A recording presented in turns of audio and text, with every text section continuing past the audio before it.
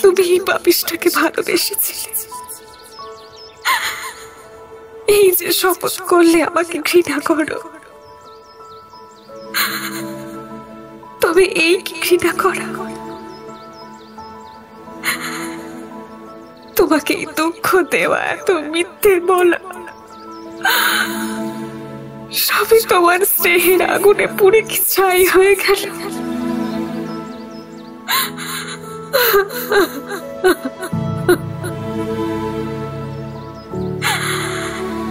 কে আমায় বলে দেবে, কে আমায় বলে দেবে যে কি করলে আমি তোমার ঘৃণা পাবো? কি করলে?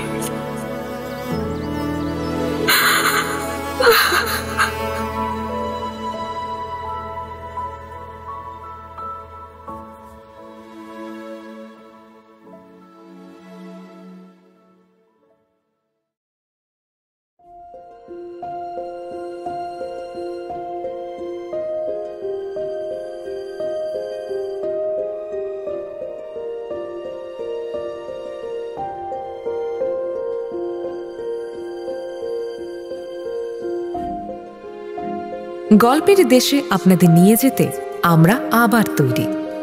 বিচিত্র এই দেশ রোমাঞ্চ এবং রহস্যে ভরা। সাহিত্যের এক বিপুল সম্ভার নিয়ে আমাদের বিশেষ প্রয়াস দ্য ওয়ান্ডার ইন বুকশেলফ। থাকবে বাংলা ও বিশ্ব সাহিত্যের ঝুলি থেকে বাছাই করা কিছু গল্প। আর আমাদের আজকের বিশেষ নিবেদন শ্রী শরৎচন্দ্র চট্টোপাধ্যায়ের চরিত্রহীন। গল্পটি মোট 6টি পর্বে আপনারা শুনবেন। এর আগেও শরৎচন্দ্র চট্টোপাধ্যায়ের উপন্যাস দত্তা আপনারা শুনেছেন আমাদের চ্যানেলে। তাছাড়াও রয়েছে তার বেশ কিছু গল্প, যেমন রামের সুমতি, বিন্দুর ছেলে, কোড়েল, লালু, স্বামী ইত্যাদি। আজকের গল্পের সমগ্র চরিত্রে সমৃদ্ধি, শুভ, অভ্র, সাংখ্য ও রাজদীপ। গল্পের আর্টওয়ার্কের রূপ, স্ক্রিপ্টিংয়ে নার্গিস লায়লা এবং ভিডিও এডিটিংয়ে মলয়। সমগ্র পরিচালনায় শুভ ও সমৃদ্ধি। শুনতে থাকুন শরৎচন্দ্র চট্টোপাধ্যায়ের চরিত্রহীন।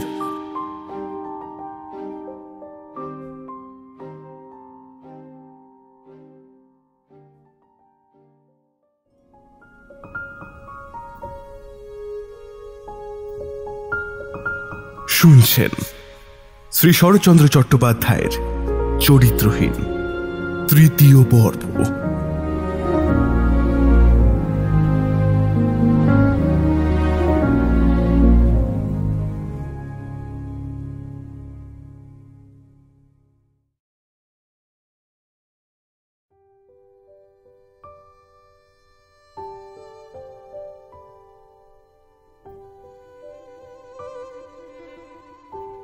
আজকাল কিরণময়ীর মন সবসময় এক ভাবনাতে ডুবে থাকে। সেদিন সতীশের মুখ থেকে সুরবালার কথা শোনার পর থেকে নিজের অতীত বর্তমান তাকে বড় কষ্ট দেয়।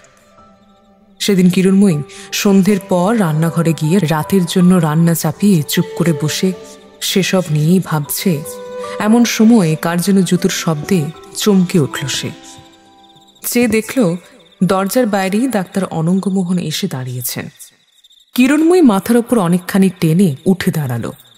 তার এমন হাবভাব দেখে ডাক্তারের ভ্রু কুঁচকে গেল। ইতিপূর্বে এই ডাক্তারটি ঠিক এই জায়গায় অনেকবারই এসে দাঁড়িয়েছেন। কিরণময়ীর সঙ্গে বহু সরল রহস্যময় কথোপকথনের সাক্ষীও রয়েছে এই প্রাঙ্গণ। কিন্তু আজ কেন জানি কিরণময়ীর মনে সেই সব স্মৃতিগুলো কাঁটার মতো বিঁধতে লাগলো। সে চুপ করে আছে দেখে ডাক্তার কতকটা ক্রুদ্ধ স্বরেই বললেন, 10-12 দিন বাইরে থাকতে হয়েছিল বলে হারানবাবুর জন্য বড়ই চিন্তায় ছিলাম, কিন্তু আজ এসে দেখলাম ভয়ের কিছুই নেই। কিরণময়ী মুখে কিছু না বলে কেবলমাত্র ঘাড় নাড়ল।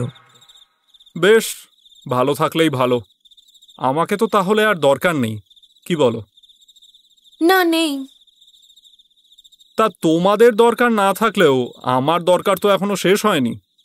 সেটা বলতেই আজ এত দূর এলাম। বেশ তো, মা এখনো জেগে আছেন, তার কাছেই না হয়। আমি তার কাছ থেকেই আসছি, তিনিও বলছেন প্রয়োজন নেই। প্রয়োজন যে শেষ হয়েছে সে তো আমিও বুঝছি, কিন্তু ডাক্তার বিদায় বলেও তো একটা কথা হয়, সেটা ভুলে গেলে তো চলবে না কিরণ।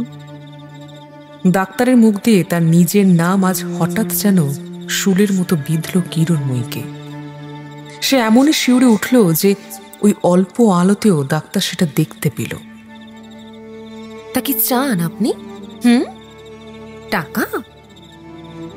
আবার আপনি কেন কিরণ? এখানে তো আমরা দুজন ছাড়া আর কেউ নেই, কিন্তু হঠাৎ টাকাটাই মনে হলো কেন? এতদিন কি শুধু তাই চাইতাম? কিরণময়ীর সারা শরীর কাঁটা দিয়ে উঠল। ডাক্তার বলে চলে, হ্যাঁ, টাকা চাই না বললে মিথ্যে বলা হবে। তার উপরে যখন তোমার ও অভাব এখন আর নেই, তাহলে টাকা দিয়েই বিদায় করো। আমি তো আর দুদিকে ঠকতে পারবো না। বেশ, আজ আর বেশি বিরক্ত করব না। কাল একবার আসতে পারি? না, আপনি একটু দাঁড়ান, আমি এখনই এনে দিচ্ছি। কিরণময়ী দ্রুত পদে নিজের ঘরে চলে গেল। এইবার ডাক্তার কিছুটা ভয় পেলেন। তিনি কিরণকে খুব ভালো করে চিনতেন। কোথায় গেল সে?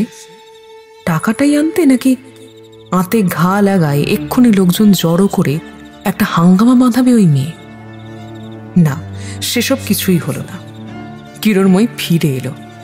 হাতের এক পুটুলিতে বাঁধা কতকগুলো সোনার গয়না ডাক্তারের পায়ের কাছে উজাড় করে দিয়ে ধীর স্বরে বলল, নিন, সবগুলো নিয়ে যান। আপনার দাবি যে কত, তা এতদিন পর শেষ পেয়ে হিসেব করতে যাওয়া বৃথা। আর অত সময়ও আমার নেই, ধৈর্যও নেই। তা যা কিছু আমার ছিল সবটাই আপনাকে এনে দিয়েছি। এই নিয়ে আমাদের মুক্তি দিন, চলে যান। অনঙ্গ ডাক্তার কিছুক্ষণ পাংশু মুখে চুপ করে দাঁড়িয়ে রইলেন। কিরণ বিরক্ত হয়ে বলল, ওমা, দেরি করছেন কিসের জন্য? বিশ্বাস করুন, এর বেশি আমার কাছে কিছুই নেই। যা ছিল সব এনে দিয়েছি। রাত হচ্ছে, আপনি বিদেয় হন। আমি তো তোমার গায়ের গয়না চাইনি, আমার ফিটুকু চেয়েছিলাম মাত্র। সেটার প্রসঙ্গ তো তুমিই তুললে। গয়না যে টাকা, সে কথা বুঝবার বয়স আমার হয়েছে। হ্যাঁ, অনর্থক ছুতো করে কেন মিথ্যে দেরি করছেন? না না, আমি কিছুতেই এসব নিতে পারবো না। কেন পারবেন না? আপনি আমাকে দয়া করছেন? আপনাকে যা দিলুম কোনো মতেই আর ফিরিয়ে নিতে পারবো না। আপনি যদি নাও নেন, কালই এসব কিছু গরিব দুঃখকে বিলিয়ে দেন। তবু বাড়িতে রেখে কোনো মতেই আমার স্বামীর অকল্যাণ করবো না। নিন নিন, তুলুন ওসব। কিরণময়ী শেষ কথাগুলো এতটাই কঠিন শোনালো যে হতবুদ্ধি হয়ে গিয়ে ডাক্তার অনঙ্গমোহন হাঁটু গেড়ে বসে সেগুলো কুড়ুতে লাগলেন। নিয়ে যান। এসব চিহ্ন এই বাড়িতে থাকা পর্যন্ত আমার মুখে অন্ন জলে ঢুকবে না, চোখে ঘুমও আসবে না। ডাক্তার সবগুলো কুড়িয়ে নিয়ে উঠে দাঁড়ালেন। কিরণময়ী অধীরভাবে বলল, কি হলো আবার? দাঁড়িয়ে পড়লেন যে? অনেক রাত হলো তো। কিরণ, আমি মানে আবার আমার নাম করে? আপনি দয়া করে এখন যান ডাক্তারবাবু। ডাক্তার নিজের নাম ছাপানো একখানা কার্ড বের করে বললেন, আমার বাড়ির ঠিকানাটা। কিরণময়ী হাত বাড়িয়ে কার্ডটা নিয়ে রান্নাঘরের জ্বলন্ত উনুনে ছুঁড়ে ফেলল। এরপর আর সত্যিই কথা বাড়ানো চলে না দেখে অপমানিত ডাক্তার দাঁতে দাঁত পিষতে পিষতে বাড়ি ছেড়ে চলে গেল।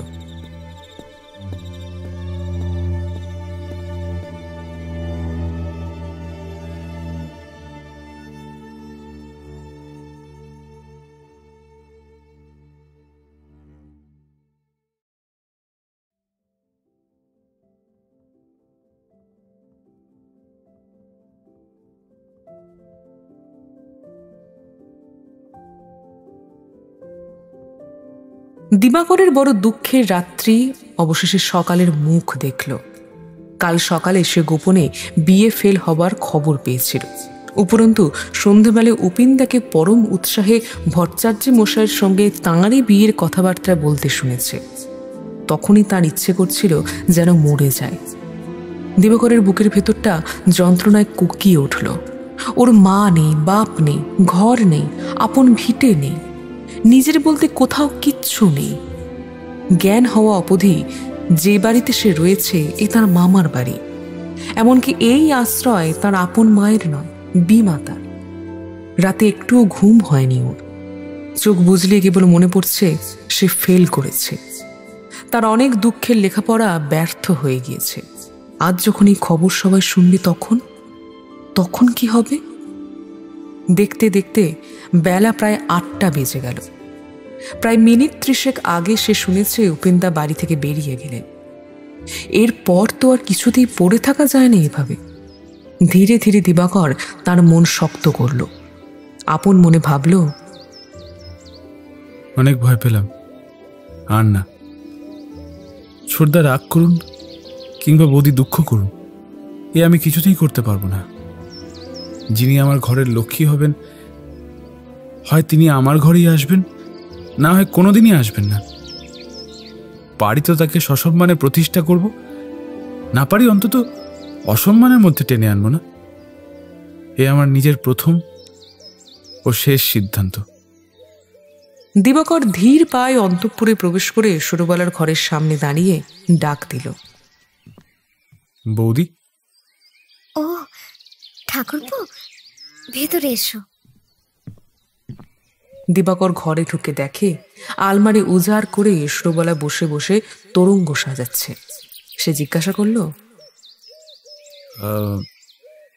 ছোটদা মফস্বলে যাবেন? না না, কলকাতায় যাবেন। এরপর দিবাকরের মুখে যেন আর কথা জোগালো না। নিজের নির্জন ঘরের মধ্যে যে শোক তাকে ঠেলে তুলে দিয়ে এত দূরে এনেছিল, প্রয়োজনের সময় সেই শক্তি যেন কোথায় উবে গেল। সে মনে মনে ভাবতে লাগলো কি করে শুরু করা যায়। ঠিক এমন সময় বারান্দায় জুতোর শব্দ শোনা গেল এবং পরক্ষণেই উপেন্দ্র পর্দা সরিয়ে ঘরে ঢুকলেন। দিবাকর অত্যন্ত সংকুচিত হয়ে পালাবার উদ্যোগ করতেই উপেন্দ্র বললেন, দাঁড়া। এইটুকুখানি বলে ধীরে সুস্থে খাটের ওপর বসে জামা খুলতে খুলতে উপেন্দ্র জিজ্ঞাসা করলেন, কিরে, ফেল হলি কি করে? এতদিন রোজ রাত্রি 1টা পর্যন্ত জেগে জেগে তাহলে কি করছিলিস?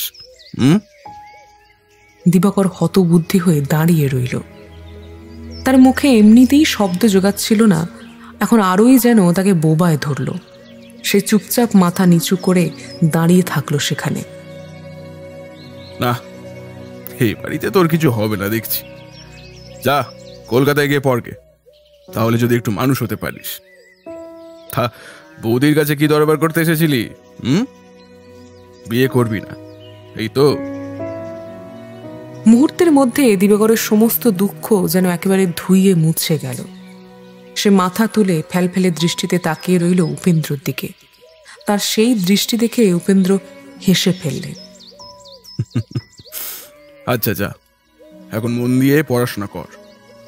আগামী অঘ্রাণ পর্যন্ত তোর ছুটি।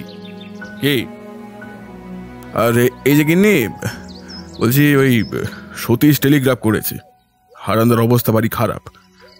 আমি ভাবছি রাত্রি ট্রেন পর্যন্ত আর অপেক্ষা করতে পারবো না, এই 11টার গাড়িতেই যাব। একবার ওই থার্মোমিটারটা দাও তো দেখি, আমার জ্বরটা আবার পারলো কিনা। তেমন হলে আরেক পুড়িয়ে ওষুধ বেঁধে নেবো সঙ্গে করে। আরে ও কি অত বড় তোরঙ্গ কি হবে? একটা ছোটখাটো দেখে দাও না। সুরবালা কাপড় পাট করে তোরঙ্গ বোঝাই করছিল। কাজ করতে করতেই বলল, ছোট তোরঙ্গে দুজনের কাপড় আটকাবে না। দুজনের? আমিও সঙ্গে যাব। তুমি যাবে? খেপে গেলে নাকি? না, বলি ঠাকুরপো, একটু তাড়াতাড়ি স্নান খাওয়া সেরে নাও তো, তুমিও আমার সঙ্গে যাবে। দিবাকর সবিস্ময়ে উপেন্দ্রর মুখের দিকে চাইতেই তিনি হেসে উঠলেন। তুইও কি পাগল হলি নাকি? হ্যাঁ,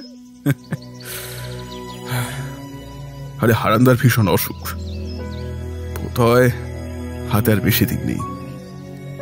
বলতে গেলে আমি যাচ্ছি তার সৎকার করতে, তোরা তার মাঝখানে যাবি কোথায়? যা, তুই নিজের কাজে যা।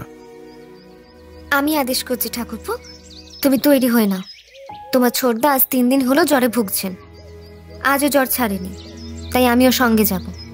তোমাকেও যেতে হবে, যাও দেরি করো না। উপেন্দ্র মনে মনে ভারী আশ্চর্য হল। তিনি এর আগে কোনোদিন সুরবালার এমন রূপ দেখেননি, এমন গলার স্বরও শোনেননি। সে যে স্বচ্ছন্দে একজন পুরুষ মানুষকে এমন ছোট ছেলেটির মতো হুকুম করতে পারে তা নিজের কানে না শুনলে বোধ করে বিশ্বাসই করতেন না। তবুও একবার শেষ চেষ্টা করে বললেন, আমি যাচ্ছি বিপদের মধ্যে, সেখানে তোমরা কেন সঙ্গে গিয়ে বিপদ বাড়িয়ে তুলে বলো দেখি? তোমার কিন্তু যা হবে না। সুরবালা উঠে দাঁড়িয়ে স্বামীর মুখের দিকে চেয়ে আগের চেয়েও বেশি দৃঢ় স্বরে বললেন, কেন তুমি সকলের সামনে সব কথা আমাকে বকো বলো তো? তুমি অসুখ নিয়ে বাইরে গেলে আমি সঙ্গে যাবই। 9টা বাজে, দাঁড়িয়ে থেকো না ঠাকুরপো, যাও। না না, বকবো কেন তোমাকে? বকিনি, কিন্তু বাবা শুনলে কি মনে করবেন বলো তো? বাবাই আমাকে সঙ্গে যেতে বলেছেন। ও বাবা, এর মধ্যে তাঁরও কাছে গিয়েছিলে? হ্যাঁ, তারও অনুমতি নিয়েছি আর দিদিরও। আর কারোর পরোয়ানা লাগবে কি? সরো দেখি এবারে, তোমার দুধটুকু নিয়ে আসি। সুরবালা ঘর ছেড়ে বেরোতে উপেন্দ্রের গলার উড়ানিটা আন্না লক্ষ্য করে ছুঁড়ে ফেলে বিছানায় চিত হয়ে শুয়ে পড়লেন। সুরবালা যে সঙ্গে যাবেই, অসুস্থ স্বামীকে সে কোনো মতেই চোখের আড়াল করবে না, এতে আর কারোরই সংশয় রইল না। অগত্যা দিবাকর প্রস্তুত হওয়ার জন্য ধীরে ধীরে নিজের ঘরে চলে গেল। উপেন্দ্র ভাবতে লাগলেন, জেদ করে সুরবালা তাঁর সঙ্গে যেতে চেয়ে এক নতুন সমস্যা বাঁধালো। কলকাতায় পৌঁছে কি করবে উপেন্দ্র? কোথায় গিয়ে উঠবে? হারান দাদার ওখানে যে ওঠা অসম্ভব। সেখানে যে শুধু জায়গার অভাব তা তো নয়, সেখানে কিরণময়ী স্বামী মরতে বসেছে। ওদিকে বন্ধু জ্যোতিষের বাড়িতে গিয়ে ওঠাও একই ব্যাপার। সুরবালা বিষম হিন্দু, এই বয়সেই রীতিমতো জপ তপ আরম্ভ করেছে। সেখানে ও বাড়িতে এতটুকু অহিন্দু আচার দেখলে হয়তো জলস্পর্শ পর্যন্ত করবে না। সুতরাং বাকি রইল সতীশ। উপেন্দ্র শুনেছিল তার নতুন বাড়িতে এসে একাই থাকে, তাই থাকার জায়গাও যথেষ্ট। বিশেষত সেও এই জপ তপেরই ভক্ত। সতীশ আর দিবাকর আচার নিষ্ঠ এই দুই ঠাকুরপোকে নিয়ে সুরবালা নিশ্চয়ই ভালো থাকবে। আর বিন্দু মাত্র দেরি না করে উপেন্দ্র তৎক্ষণাৎ সতীশকে তার করে দিলেন। তিনি আজই রওনা হচ্ছেন। ভগবান সতীশকে যথার্থই দেহ মনে বড় শক্ত করে গড়েছিলেন। তাই সেদিন থেকে মুমূর্ষু হারানের হতভাগ্য পরিবারের সমস্ত গুরুভার মাথায় নিয়ে যেমন সে ঘুরে বেড়াচ্ছিল, সাবিত্রী বিপিনের ইতিহাসটাও সে সহ্য করে নিয়েছিল। এই ইতিহাস জানত শুধু বেহারি আর তার পরম পূজ্যপাদ চক্রবর্তী মশাই। কাল দুপুরবেলাতে সে চক্রবর্তীর প্রসাদ খেয়ে ক্ষুদ্র কলিকাটি উপর করে দিয়ে দীর্ঘশ্বাস ফেলে বলতে থাকলো, চেচে মেয়েটা করলে কি? আমার বাবুকে সে চিনতেই পারলে না। সোনা ফেলে আঁচলে কিনা গেরো বাঁধলে, শেষকালে কিনা বিপিন বাবুর সঙ্গে চলে গেল। চক্রবর্তী ঠাকুর হেলে দুলে জবাব দিলেন, বেহারি, নিমাই সন্ন্যাসে লেখা আছে মুনিনাঞ্চ মতভ্রম। তা না হলে ভাবো, সাবিত্রীর মতো মেয়ে এত বড় আহাম্মুখী করে ফেলবে কেন? দেখো, আমি বলছি, পস্তাতে তাকে হবেই। মেয়েটা তো দেখতে শুনতে মন্দ ছিল না। আমার সঙ্গে বসে দাঁড়িয়ে শুনে শুনে বাবু ভাইয়াদের সঙ্গে দুটো কথাবার্তাও কইতে শিখেছিল। যুবকাল সতীশ বাবুর নজরেও লেগে গিয়েছিল। টিকে থাকতে পারলে আখেরে ভালো হতো, কিন্তু আমার একটা বুদ্ধি পর্যন্ত নিলে না। ওরে বাপু, ঘোড়া ডিঙ্গিয়ে ঘাস খেলে কি চলে? রাজ্যের লোক বিপদে পড়লেই যে ছুটে এসে এই চক্রবর্তী মশাইয়ের পা দুটো ধরে, তা বুঝলি না কেন? এই যে সেদিন সদীর মা। সদীর মার ভালো মন্দের জন্য বিহারীর কৌতূহল ছিল না। সে কথার মাঝেই বলে উঠল, তবে যে যাই বলুন, বাবু বলতে হয় তো আমার মনিবকে। বড় লোক কলকাতা শহরে ডেট দেখলুম, কিন্তু অমন জোয়ান, অমন বুকের পাটা তো আর কারো দেখলুম না। যেন হাতিকে দাঁত, মরদকে বাত। সেই যে সেদিন বলে দিলুম, বাবু আর না, ব্যাস। ঘেন্নাই একটি দিন পর্যন্ত তার নাম মুখে আনলেন না। অথচ কতখানি না ভালোবাসতেন। কি বলেন ঠাকুর মশাই? সে কথা তো শুরুতেই বলে দিয়েছি। এই থেকেই তো যত খুন জখম, জেল, ফাঁসি, এইসব। একবার চোকাচুকি হয়ে গেলে কি আর রোকে আছে বেহারি? না না ঠাকুর মশাই, বাবু আমার সেরকম লোক নয়। কিন্তু কোন ঠিকানায় সে আছে সেটা জানো কি? এর মধ্যে পথে টথে যে কখন মুখ্য বলে আর কাকে। সে কি বিপিন বাবুর কাছে দাসী বৃত্তি করতে গেছে বিহারি যে পথে ঘাটে দেখা হবে? সে নিজেই এখন কত গন্ডা দাস দাসী রেখেছে দেখ গেছা। হ্যাঁ তা বটে, তাই তো ভাবছিল যাই একবার ঠাকুর মশাইয়ের কাছে, দেখি তিনি কি বলেন। আশীর্বাদ করো সে রাজরানী হোক, গাড়ি পালকি এসব চড়ে বেড়াক, কিন্তু দুজনের চোকাচোকি যেন এ জন্মে আর না হয়।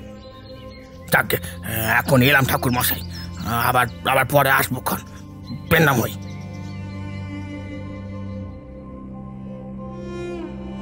হারানের জীবন মরণের লড়াই ক্রমশ যেন একটা তামাশার ব্যাপার হয়ে দাঁড়িয়েছিল। ক্ষুধার্ত সাপের মতো মৃত্যু তাকে যতই জাপটে ধরছিল, ব্যাঙের মতো ততই সে দুই পায়ে তার চোয়াল আটকে ধরে কোনো এক অদ্ভুত কৌশলে দিনের পর দিন মৃত্যু এড়িয়ে যাচ্ছিল। মনে হচ্ছিল তার এই অশেষ দুঃখময় প্রাণটা কোনো মতেই আর শেষ হবে না। এই বিপদে সতীশ এসেছিল সাহায্য করতে, কিন্তু কিরণময়ীর স্বামী সেবা দেখে সে বিস্ময়ে হতবুদ্ধি হয়ে গেল। সে নিজের চোখে অনেক দেখেছে, স্ত্রীলোকের কাছে স্বামীর চেয়ে বড় আর কেউ নেই। স্বামীর যে কোনো বিপদে স্ত্রী তার নিজের প্রাণে তোয়াক্কা না করেই ঝাঁপিয়ে পড়ে, কিন্তু হারানের যেখানে প্রাণে বাঁচার কোনো সম্ভাবনাই আর নেই, তা সত্ত্বেও এমন পণ্ডশ্রম, এমন প্রাণ ঢেলে সেবা করতে পারার ক্ষমতা সতীশ স্বপ্নেও কল্পনা করতে পারেনি। সারা রাত একভাবে বিছানার পাশে জেগে বসে থেকে কি অক্লান্ত পরিশ্রম করে কিরণময়ী, অথচ তার মুখের ওপর অবসাদ বিষাদের দাগটুকু পর্যন্ত নেই। মুখ থেকে বোঝার উপায় নেই কত বড় বিপদ তার মাথার ওপর এসে পড়তে চলেছে। সতীশ তার এই বৌঠানটিকে যথার্থই বড় দিদির মতো ভালোবেসে ফেলেছিল। এমন একদিন ছিল যখন নিজের সম্বন্ধে সতীশের ভারী বিশ্বাস ছিল সে বুদ্ধিমান, লোকচরিত্র বুঝতে তার বেশি সময় লাগে না, কিন্তু সাবিত্রীর কাছে ঘা খেয়ে অবধি তার এই অহংকার ভেঙে গিয়েছিল। কথাটা মনে করলেও লজ্জা আর অনুশোচনা হয় ওর, যে এই বুদ্ধির গর্বেই সে একদিন কিরণময়ী বৌঠানের সম্বন্ধেও অনেক অকথা কুকথা ভেবেছিল। শুধু তাই নয়, উপিন্দাকেও উপদেশ দিতে গিয়েছিল। সত্যি কি নির্বোধী না ছিল সে। আজ সকালে সতীশ ও বাড়িতে গিয়ে দেখল কিরণময়ী তেমনই প্রসন্ন মুখে একা একা বাড়ির সমস্ত কাজ সামলাচ্ছে। 2-3 দিন হলো ওর শাশুড়ি আবার অসুখে পড়েছেন। গত রাত্রে জ্বরটা কিছুটা বেড়ে যাওয়ায় এখনো বিছানা ছাড়েননি। যদিও এসব কিরণময়ী কখনো নিজে থেকে তাকে বলতো না, সতীশকেই প্রতিবার জিজ্ঞেস করে বাড়ির হাল হকিকত জেনে নিতে হতো। আজ আবারও তেমন প্রশ্ন করতে কিরণময়ী বলল, ঠাকুরপো, আর দেরি করা ঠিক হবে না, তোমার দাদাকে একবার আসতে লেখো। সতীশ কিছুটা ভয় পেয়েই প্রশ্ন করল, কেন বৌঠান? এইবার মনে হয় সত্যি সত্যি সমস্ত যন্ত্রণা শেষ হতে চলেছে। তুমি তাড়াতাড়ি একখানা টেলিগ্রাফ করে দাও। আমিও বুঝতে পেরেছিলাম বৌঠান, পাছে তুমি ভয় পাও, তাই বলতে সাহস করিনি। ভয় পাবার মতনই তো কথা ঠাকুরপো। তার শ্বাসের লক্ষণ ভালো দেখছি না, কাল রাত্রে আরো একটু বেড়েছে, এ কমবে না। তাই একবার তাকে আসতে বলছি। ওদিকে বিপদের ওপর বিপদ, কাল থেকে মায়ের অসুখটাও বাঁকা পথ ধরেছে। এইমাত্র দেখলুম বেশ জ্বর, মাঝে মাঝে ভুলও বকছে। তাছাড়া আর একটা খবর শুনবে ঠাকুরপো? পরশুদিন বিকেলে একখানা চিঠি পেয়েছি উকিলের। তাতে জানা গেল বছর 2 আগে উনি এক বন্ধুর জামিন হয়ে 1003 টাকা ধার করেন। বন্ধু ব্যবসায় ফেল করে সুদে আসলে প্রায় 1000 খানেক টাকা এর মাথায় তুলে বিষ খেয়ে মরেছে। সে টাকা এই ভাঙা বাড়ির ইটকাট বেচে শোধ হতে পারে কিনা উকিল সেই খবর তাড়াতাড়ি চিঠি লিখে জানাতে বলেছে। সতীশ মুখ নামিয়ে মাটির দিকে চেয়ে রইল, চোখ তুলে তাকাতে পারল না সাহস করে। প্রশ্নের জবাব দিতেও ভরসা করল না সে। সতীশ উপেন্দ্রকে টেলিগ্রাফ করে যখন ফিরে এলো, বেলা তখন 10টা।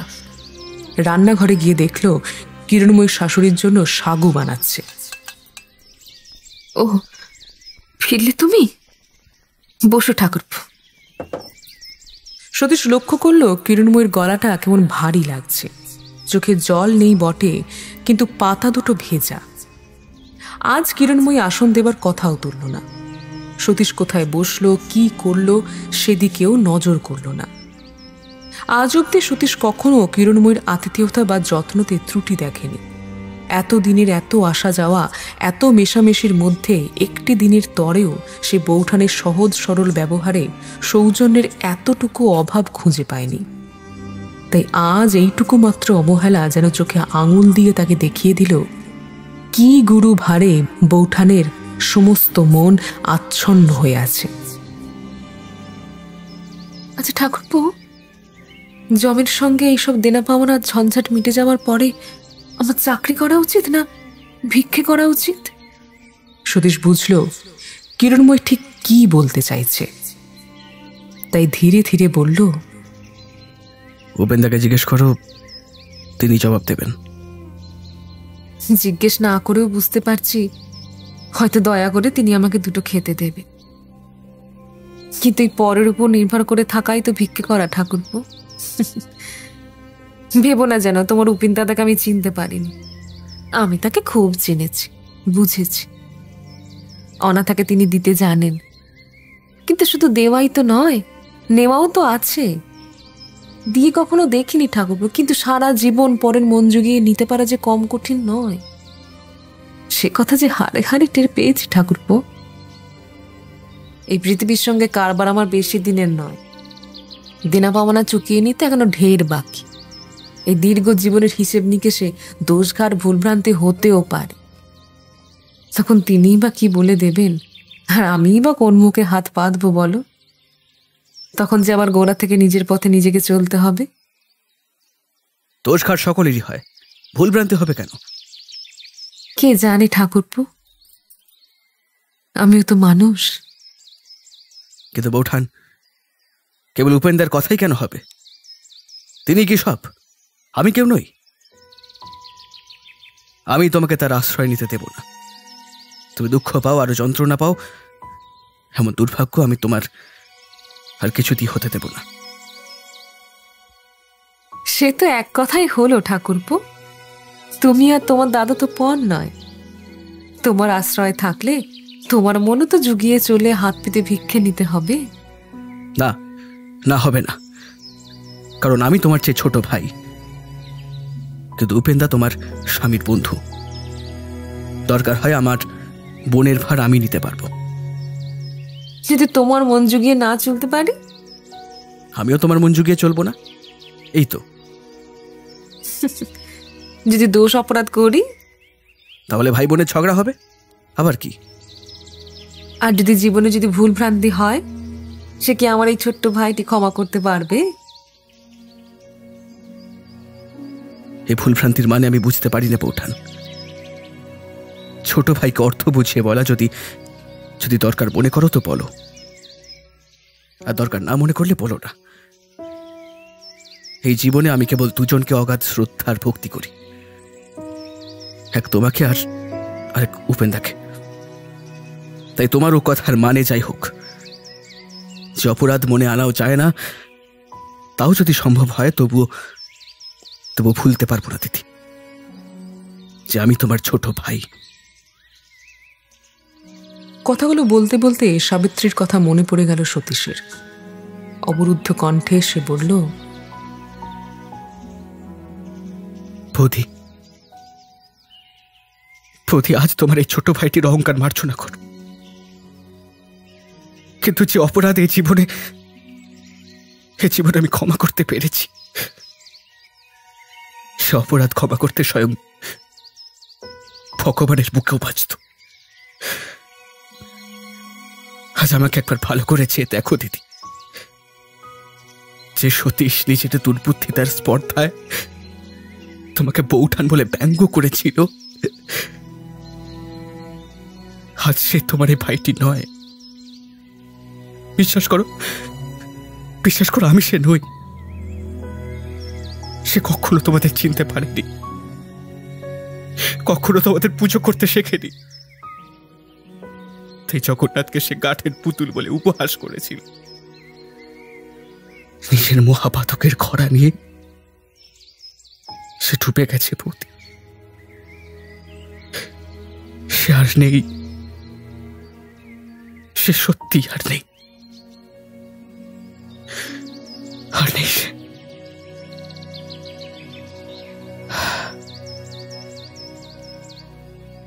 কিরণময়ীর দুই চোখ জলে ভরে উঠেছে। পৃথিবীর প্রতি মায়া যেন ধীরে ধীরে ফিরে আসছে তার মনে, এবং আরো আরো বেশি মায়া পড়ছে তার সামনে বসে থাকা ছেলেটির উপর। কথাগুলো বলতে বলতে সতীশের গলার স্বরে যে কাঁপুনি ছিল, মেয়ে মানুষ হয়ে কিরণময়ীর তার টের পেতে খুব বেশি সময় লাগলো না। যদিও সে একটা কিছুর আন্দাজ অনেকদিন ধরেই করছিল, কিছুক্ষণ চুপ করে থেকে সে বলল, ঠাকুরপো, মুখ তুলে দেখি। সতীশ মুহূর্তকাল স্তব্ধ থেকে চোখ তুলে তাকালো। কিরণময়ী এক দৃষ্টে চেয়ে থেকে বলল, ঠাকুরপো, তুমি যে তোমার মনের মধ্যে একটা চাপা ব্যথা নিয়ে ঘুরে বেড়াও, এ আমি অনেক আগে থেকেই বুঝতে পেরেছিলাম, কিন্তু জিজ্ঞাসা করবার অধিকার ছিল না বলেই জানতে চাইনি। কিন্তু আজ তুমি আমার ছোট ভাই, কি হয়েছে বলবে তোমার এই অধম দিদিটাকে? সে বড় লজ্জার কথা বৌঠান। হোক লজ্জা, তবুও আমায় তার ভাগ দিতে হবে। তোমায় আমি একা একা যন্ত্রণা বই বেড়াতে দেব না কিন্তু। এরপর একটু একটু করে কিরণময়ী গোড়া থেকে সতীশের সমস্ত দুঃখের কাহিনী শুনে শেষে বলল, কিন্তু এমন কাজ সে করলে কেন? সতীশ চুপ। কে সে? সতীশ মুখ নিচু করে থেকেই অস্ফুট কণ্ঠে বলল,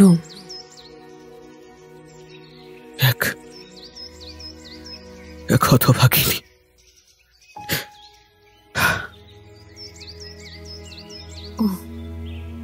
এখন কোথায় আছে সে? জানি না, খোঁজ করিনি তার। তবে যেখানেই আছে ভালোই আছে হয়তো। ভালো আছে? সে তোমায় এভাবে ঠকিয়ে ভালো আছে? কেন এমন করে নিজেকে ঠকতে দিলে? আমি ঠকিনি বৌদি, কারণ আমি ভালোবাসতে পেরেছিলাম।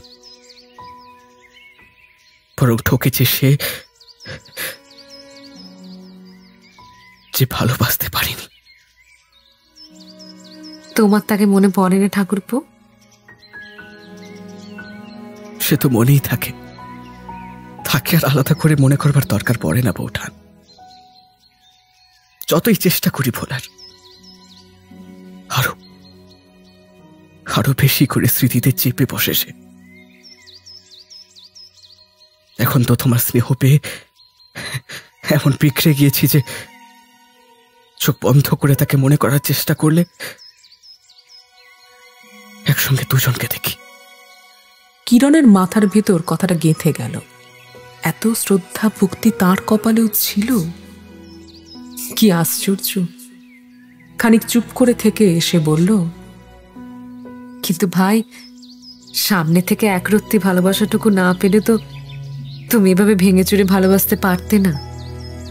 তার মানে সেও তোমাকে তোমার মতনই? হ্যাঁ বৌঠান, তাই তাই। জানো তো, প্রথমে সে না নিজের মনের কথা নিজেই বুঝতে পারেনি, কিন্তু যখন পারল তখনই চলে গেল। আর যাবার আগে সাবধান করে গেল, একটা অস্পৃশ্য কুলোটাকে ভালোবেসে ভগবানের দেওয়া এই মনটার গায়ে যেন আমি কালি না মাখাই। কিরণময়ী গভীর বিস্ময়ে সোজা হয়ে বসল। শেষের কথাগুলো তার কানে বারংবার বাজতে লাগলো। এক মুহূর্তে সে যে অনেক কিছু বুঝে গেল। সতীশকে বলল, আবার যখন তার সঙ্গে দেখা হবে ঠাকুরপো, তাকে একবার আমায় দেখাবে? আর বোধ হয় কখনো দেখা হবে না বৌদি।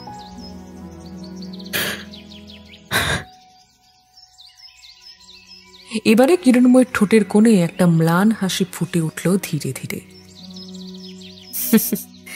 তোমাদের আবার দেখা হবে, ঠিক দেখা হবে, দেখো।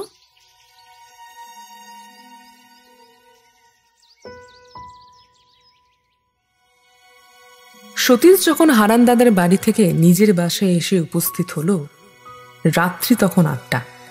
ঘরে ঢুকেই যেটার দিকে তার নজর পড়ল, সারা ঘরদোর পরিষ্কার পরিচ্ছন্ন, পরিপাটি করে সাজানো।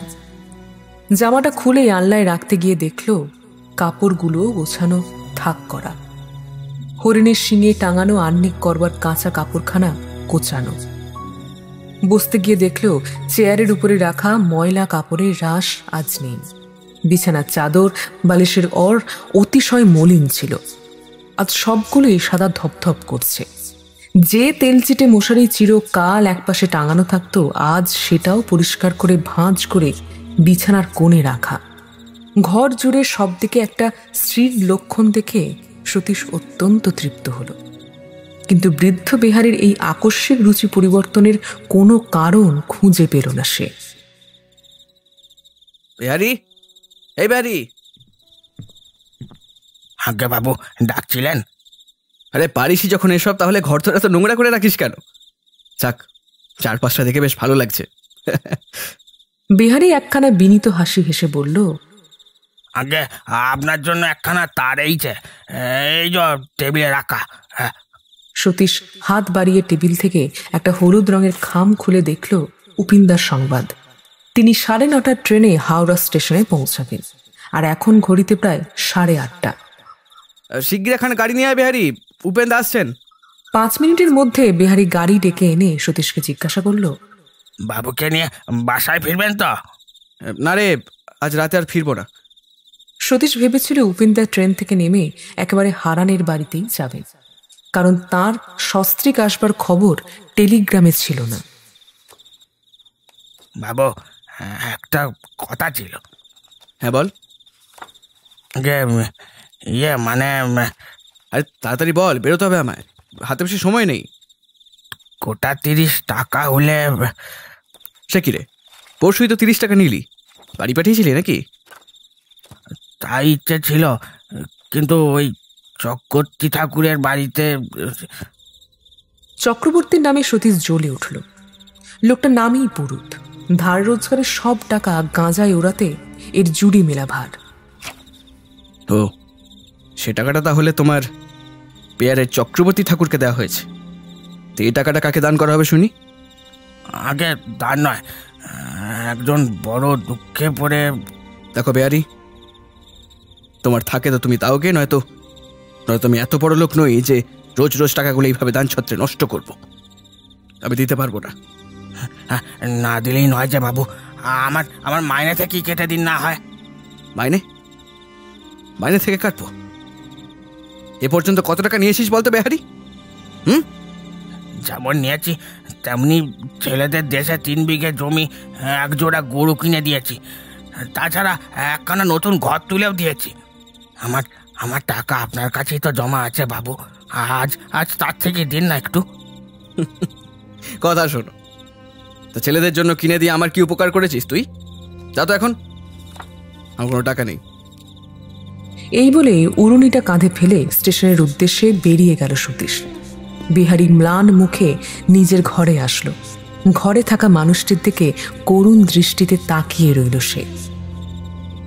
মা, আন্নিক টান্নিক করে এখন একটু জল খাও, কাল সকালে আমি যেমন করে পারি দেব। সাবিত্রী ঘরের মেঝেতে আঁচল পেতে শুয়েছিল। উঠে বসে জিজ্ঞাসা করল, বাবু দিলেন না?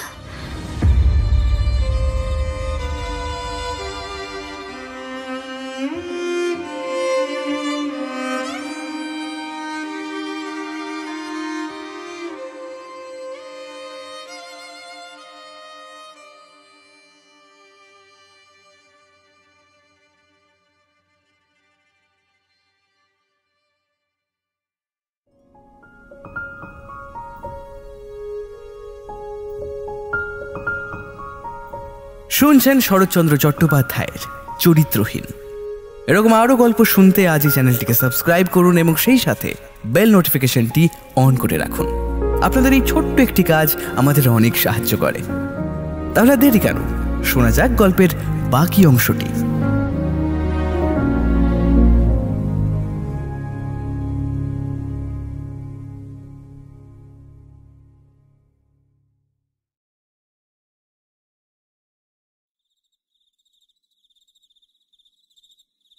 বাবু দিলেন না?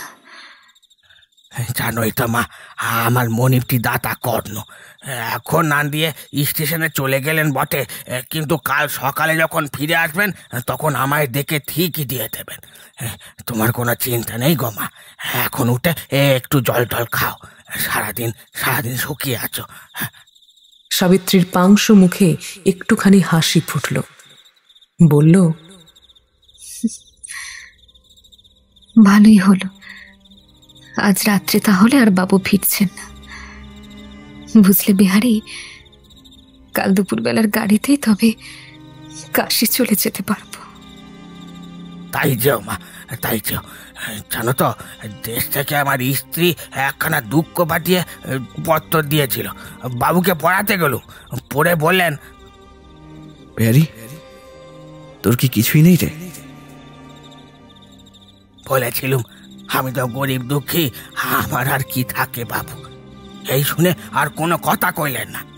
4 দিন পরে 600 টাকা হাতে দিয়ে দেশে পাঠিয়ে দিলেন। জমি জায়গা কিনলুম, গরু বাছুর কিনলুম, ঘর দুয়ার তুললুম, কত কি করলুম। সব ছেলেদের হাতে সঁপে দিয়ে 1 মাসের মধ্যে মনিবের পায়ের তলায় ফিরে এলুম।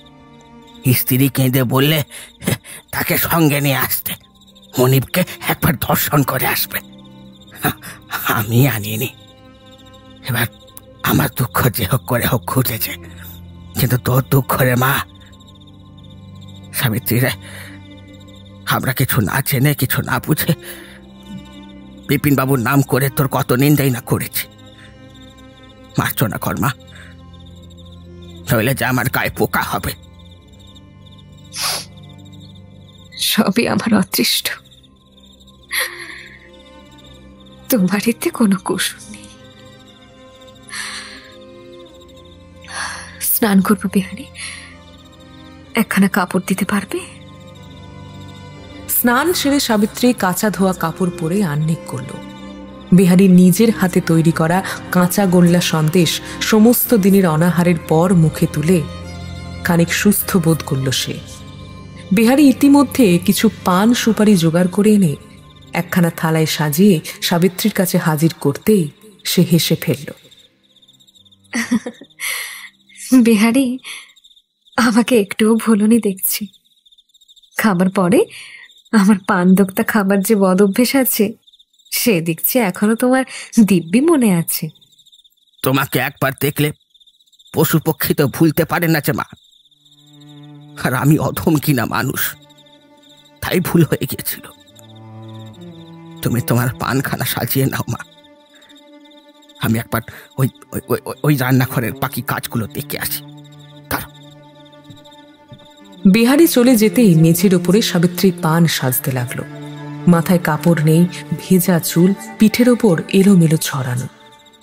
সে এখন কিছুটা অন্য মনস্ক, চিন্তামগ্ন। তাই সাবিত্রী খেয়াল করল না দূর থেকে জুতোর আওয়াজ ধীরে ধীরে এদিকেই এগিয়ে আসছে। একেবারে তা যখন কাছে চলে এলো সেটাও অবচেতন সাবিত্রীর কানে গেল না। যখন গেল তখন উপেন্দ্র আর সতীশ একেবারে দরজার কাছে এসে দাঁড়িয়েছে। ধ্যান ভঙ্গ করে মুখ তুলে সেদিকে চেয়ে সাবিত্রী বিবর্ণ আত্মহারা হয়ে গেল। কয়েক মুহূর্ত সবটা চুপচাপ। তারপর কোনো এক অলৌকিক সাবধান বাণীর স্পর্শ পেয়ে সাবিত্রী তড়িঘড়ি তাঁর পরনের কাপড়ের আঁচল তুলে 1 হাত ঘোমটা টেনে নিল। সতীশ হতবুদ্ধির মতো বলে উঠল, সাবিত্রী তুমি? পেছন পেছন সুরবালা আর দিবাকর আসছিল। উপেন্দ্র তৎক্ষণাৎ ফিরে দাঁড়িয়ে বলল, ব্যাস, আর এই সময় সুরবালা ওইখানে দাঁড়াও। ও মা, কেন? দিবাকর, তোর বৌদিকে গাড়িতে ফিরিয়ে নিয়ে যা। সতীশ, আমি আসলাম। উপেন্দ্রর ফিরতি পদশব্দ ক্ষীণ থেকে ক্ষীণতর হয়ে সিঁড়িতে মিলিয়ে গেল। অবসন্ন অভুক্ত সস্ত্রীক এই অন্ধকার রাত্রে তবুও এতটুকু সংশয় তার মনে জাগল না। সতীশের ঘরের মধ্যে বসে যে তরুণী নিদারুণ লজ্জায় ভয়ে অমন করে মুখ ঢেকে ফেলল, তার সম্বন্ধে একটা প্রশ্ন পর্যন্ত তিনি জিজ্ঞাসা করার প্রয়োজন বোধ করলেন না। ঘৃণায় সেই যে বিমুখ হলেন, আর ফিরে চাইলেন না। সাবিত্রীর মনে হচ্ছিল সে আর নিজের মধ্যে নেই, পুরো শরীর থরথর করে কাঁপছে তার। মুহূর্ত মধ্যে এ কি ঘটে গেল আজ? কি বিষম ভুল করে বসল সে? শ্বাসরোধ হয়ে আসলে মানুষ যেমন শেষ চেষ্টা করে মুখ তুলে শেষ শ্বাসটা নেবার, ঠিক একইভাবে ঘোমটার আড়াল থেকে অবরুদ্ধ সাবিত্রীও এবারে কিছুটা মাথা তুলল। চোরা দীর্ঘশ্বাস ফেলে নিজের অজ্ঞাতসারেই প্রশ্ন করে বসল সতীশকে, উনি কে? সতীশ আচ্ছন্নের মতো দরজার কাছে দাঁড়িয়েছিল। উত্তরটাও দিল ঠিক তেমন ভাবে, উপেন্দা আর আর বৌঠান। সাবিত্রী তীরের মতো উঠে দাঁড়িয়ে চেঁচিয়ে বলল, ওই উপেন্দা, ওই উনি বউ ঠাকুর। সরো ফিরিয়ে আনি। আমি যে কেউ নই, বাসার সামান্য একটা দাসী মাত্র। উপিনের কথা সতীশের কাছে বহুবার সাবিত্রী শুনেছে, তাই আজকের ভুলটার গুরুত্ব আরো বেশি করে বুঝল সে। সে বেরোতেই যাচ্ছিল, কিন্তু সতীশ পথ আটকে দাঁড়ালো তার। না। এতক্ষণে যেন চেতনা ফিরেছে সতীশের। সারা শরীরে রক্ত এসে জমাট বেঁধেছে তার মুখে। সেই ভয়াবহ মূর্তি দেখে সাবিত্রী আঁতকে উঠলেও ব্যাকুল হয়ে হাত জোর করে বলল, না, কি গো, সর্বনাশ করো না সতীশবাবু, পথখানা ছাড়ো। আমার আসল পরিচয় তাদের জানতে দাও। ও, তোমার সর্বনাশ, তাই না? বেশ, ওদের গিয়ে না হয় বলবে, কিন্তু তার আগে তোমার কোন আসল পরিচয়টা দিতে চাইছো সেটা আমায় বলে যাও তো। সাবিত্রী জবাব দিতে পারল না, শুধু চেয়ে রইল বিস্ময়ে। তার এক ফ্যালফেলে দৃষ্টির সঙ্গে সতীশ এর আগেও পরিচিত হয়েছে, কিন্তু এ তো সে নয়। এই চাহনিতে এত বড় আঘাতেও আজ আগুন জ্বলল কই? কি আশ্চর্য স্নিগ্ধ করুণ চোখ দুটো! এ কি সেই সাবিত্রী? আমার পরিচয় ওই যে বললুম, বাসার দাসী। সতীশবাবু দয়া করুন, আমি তাদের ফিরিয়ে নিয়ে আসি। এই অন্ধকার অজানা শহরে তারা কি পথে পথে বেড়াবেন? সে কি ভালো হবে? তাদের ভালো মন্দ বুঝবার ভার তাদের উপরেই থাক। তবু আমি কিছুতেই বৌঠানকে এ বাড়ি মারাতে দিতে পারবো না। কেন পারবে না? আমি এ বাড়ি মারিয়েছি বলে? সতীশবাবু, মা বসুমতীও কি আমার স্পর্শে অসুচি হয়ে যান? চুপ করো, চুপ করো। আগে বলো, তুমি এ বাড়িতে ঢুকলে কেন? বলো। আপনি আমার পুরনো মনিব, তাই অসময় কিছু ভিক্ষা চাইতে এসেছিল। ভিক্ষা চাইতে? কিন্তু মনিব তো তোমার একটি নয় সাবিত্রী। এতদিন একে একে সব মনিবের বাড়িগুলো ঘুরে ভিক্ষার জোগাড় করেছে বোধহয়। সতীশের এই নিষ্ঠুরতম আঘাত সাবিত্রীর বুকের ভেতরটা কুচি কুচি করে কাটতে থাকলো। মাথা নিচু করল সে, আর মুখ তুলল না, কোনো কথাও বলল না। তা বিপিনবাবু তোমাকে তাড়ালেন কেন? তার শখ মিটে গেল? সাবিত্রী একই রকম নিরুত্তর। সতীশের এবারে হঠাৎ মনে পড়ল বেহারির টাকা চাওয়ার কথাটা। বলল, কি ভিক্ষা চাও? 30 টাকা? তাই না? সতীশ ঘরের ভেতর ঢুকে প্রায় ছুটে গিয়ে দেরাজ খুলে 30টি টাকা বের করে ছুঁড়ে ফেলল সাবিত্রীর পায়ের কাছে। এতক্ষণে সতীশের আরও একটি কথা খেয়াল হলো। ঘরের এত পরিপাট্য, শোবার বিছানার মলিনতা, আলনার সকল কাপড়ের পরিচ্ছন্নতা সবই যা সতীশের মনকে খুশি করেছিল, এক লহমায় বুঝল সকল কিছু এই মেয়ে ছেলেটিরই হাতের কারসাজি। সতীশের সারা শরীর যেন ঘৃণায় রিরি করে উঠল। যাও যাও, ও টাকাগুলো নিয়ে বিদেয় হও, আর কখনো শোনা। বেরো বেরো এখান থেকে। সাবিত্রী নিচু হয়ে কেবলমাত্র 3টি নোট নিল। খড়ো চোখে সতীশ তার দিকে চেয়ে বলল, জানো তো সাবিত্রী, গল্পে পড়তাম অমুক অমুককে ঘেন্না করে। আমার বিশ্বাস হতো না, ভাবতাম ওটা শুধু রাগের কথা। কখনো ভেবে পাইনি এই মানুষ কি করে আরেকটা মানুষকে ঘৃণা করতে পারে। কিন্তু আজ দেখছি পারে। সাবিত্রী, আমি আজ শপথ করে বলছি,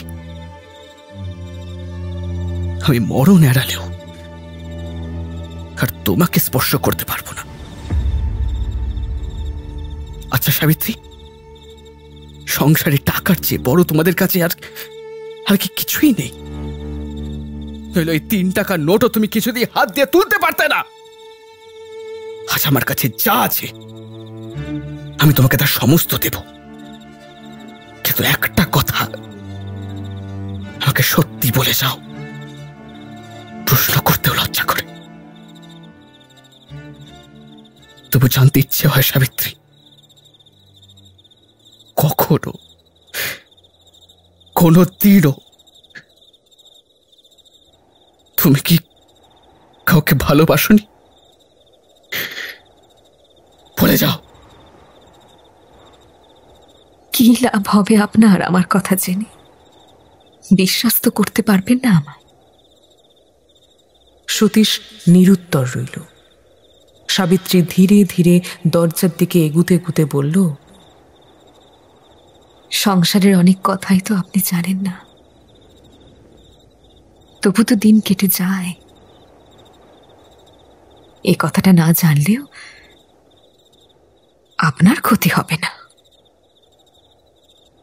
হয়তো হবে না।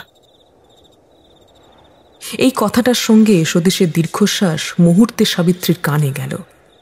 সে মুখ ফিরিয়ে দাঁড়াতেই তার রোগ পাণ্ডুর শুকনো মুখখানির উপর সতীশের চোখ পড়ল। চমকে উঠে সে জিজ্ঞাসা করল, তোমার অসুখ নাকি সাবিত্রী? সাবিত্রীর নিরুত্তর মুখে দরজার বাইরে চলে আসতেই ঘরের ভিতর থেকে একটা রুদ্ধ কণ্ঠের ডাক আসলো, সাবিত্রী,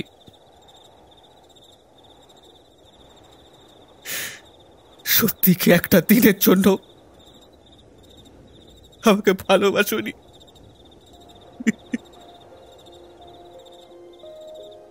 সাবিত্রী চৌখাটে ভর দিয়ে দাঁড়ালো, কিন্তু মুখ ফেরালো না। সতীশ গভীর যন্ত্রণায় কোকিয়ে উঠল। তার চোখের জল আর বাঁধ মানতে পারল না কোনো মতে। সাবিত্রী, একবারটি বলে যাও, আমি এতদিন কি শুধু ঘুমের ঘরে এই দুঃখের বোঝা বয়ে বেরিয়েছি? আমার ভাগ্যে কি সবই ভুল, সবই মিথ্যে? এই অপরিসীম দুঃখটাও কি আমার অদৃষ্টে আগাগোড়া ফাঁকি? বলে যাও সাবিত্রী, বলে যাও।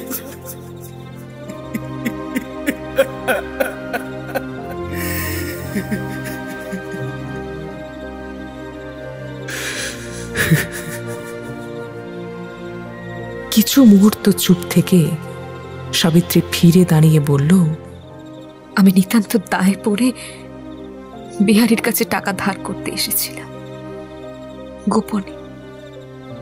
সত্যি বলছি, বিশ্বাস করুন। আমি এসে এভাবে আপনাকে লজ্জায় ফেলবো জানলে কখনো এই পথে পা বাড়াতাম না। সতীশ অবাক হল।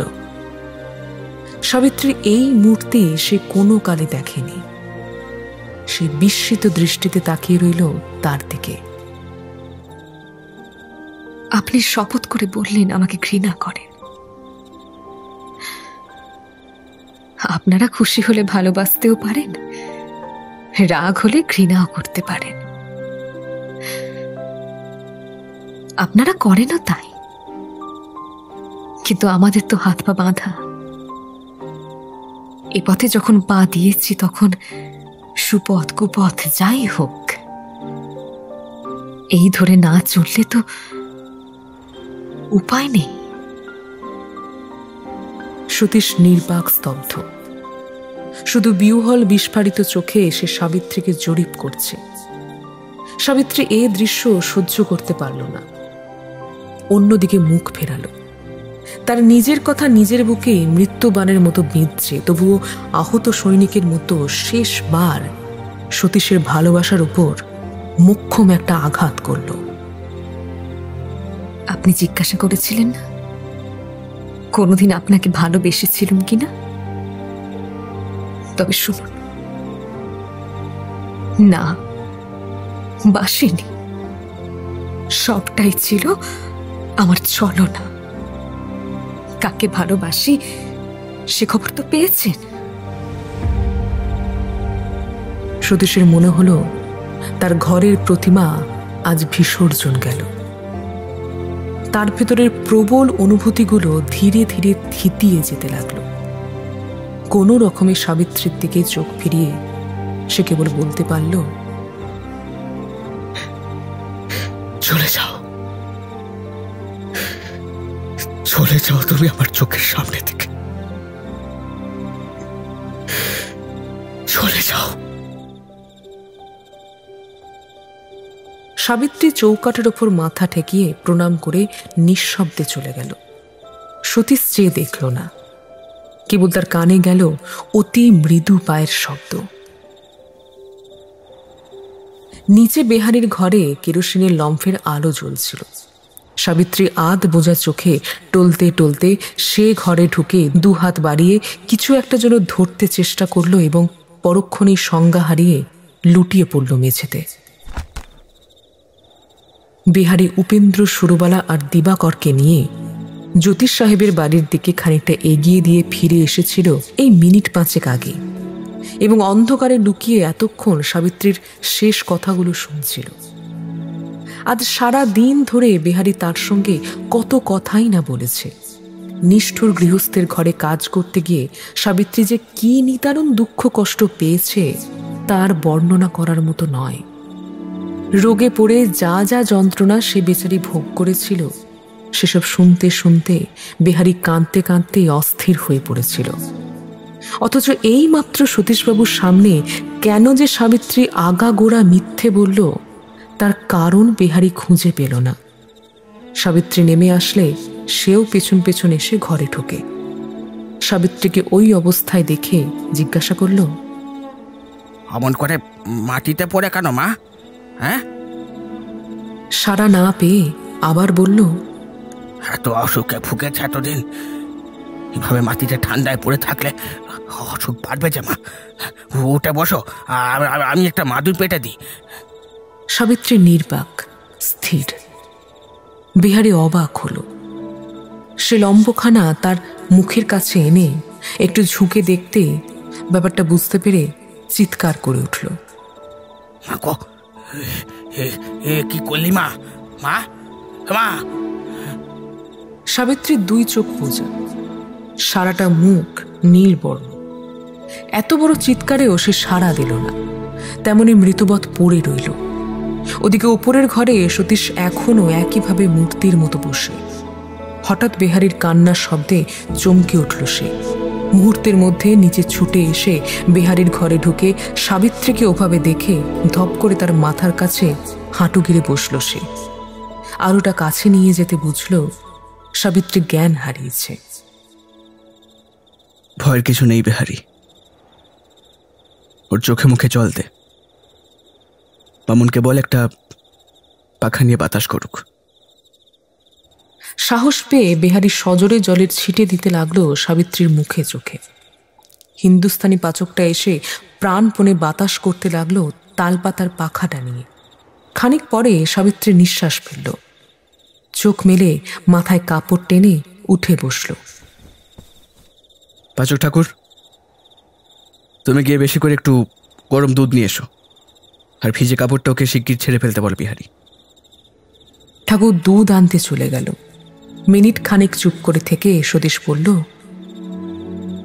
সুস্থ বোধ করলে ও কোথায় যাবে জিজ্ঞেস করে একটা গাড়ি ডেকে দিস বিহারি, এই অবস্থায় যেন হেঁটে না যায়। সাবিত্রীর সর্বাঙ্গ কাঁপছে। আধো অন্ধকার ঘরে কেউই তা লক্ষ্য করল না। সে প্রাণপণে আত্মসংবরণ করে যেমনকার তেমন নিশ্চল হয়ে বসে রইল। আর যদি একান্তই সুস্থ বোধ না করে তাহলে তাহলে না হয় আমার ঘরেই শুতে বলিস। আমি আর কোথাও যাচ্ছি। আর এই নে, দেরাজের চাবিটা রাখ তোর কাছে বিহারি। যা টাকার দরকার হয় যাবার সময় যেন ওখান থেকে নিয়ে যায়। এই রুগ্ন শরীরে যেন।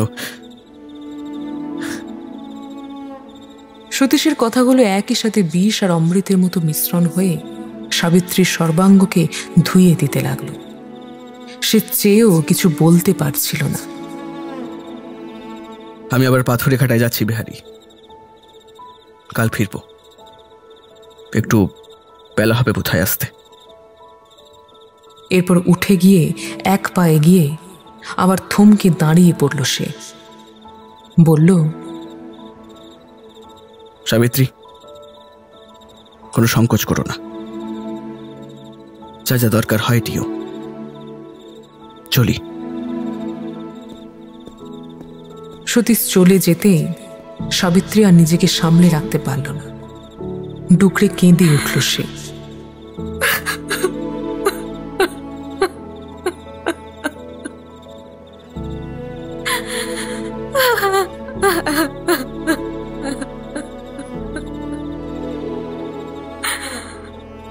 ওগো, কেন তুমি এই পাপিষ্টাকে ভালোবেসেছিলে? এই যে শপথ করলে আমাকে ঘৃণা করো, তবে এই কি ঘৃণা করা? তোমাকে এই দুঃখ দেওয়া, এত মিথ্যে বলা, সবই তোমার স্নেহের আগুনে পুড়ে কি ছাই হয়ে গেল?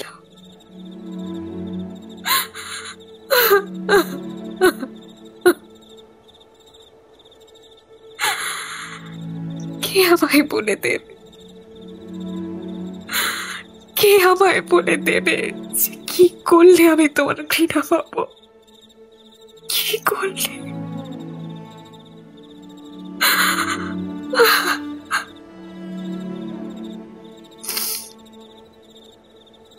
কেন মা বাবুর কাছে এত মিথ্যে কথা বললে? যেখানে যাওনি, যে দোষ করনি, কে জন্য সেই সব নিজের ঘাড়ে নিয়ে এত অপরাধী হয়ে রইলে? ধর্ম জানেন বিহারী, আমার সব কথাই মিথ্যে।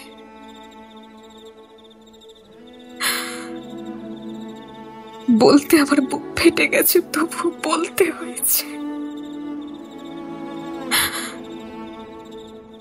কিন্তু সেসব কোনো কাজই তো এলো না বিহারী,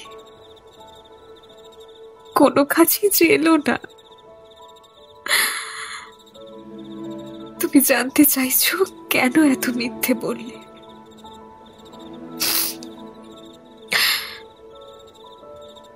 আজ এর উত্তর আমি দেব না, হয়তো একদিন ঠিকই বুঝতে পারবে। আচ্ছা বিহারী, আমার দুটো কথা রাখবে? রাখবো বই কি মা, কি কথা বলো? আমি চলে গেলেও কোনোদিন বাবুকে জানিও না আমি তাকে আগাগোড়া মিথ্যে বলেছিলাম। আরেকটি কথা, আমার ঠিকানা তোমাকে লিখে জানাবো। যদি কখনো বোঝো আমার আসা দরকার, আমাকে জানিও। তোমাকে বলতে লজ্জা নেই বিহারী, আমি ছাড়া ওকে কেউ শাসন করতেও পারবে না, আমার চেয়ে বিপদের দিনে কেউ সেবা করতেও পারবে না। জানি মাগো, জানি, আমি সব জানি, সবটাই জানি।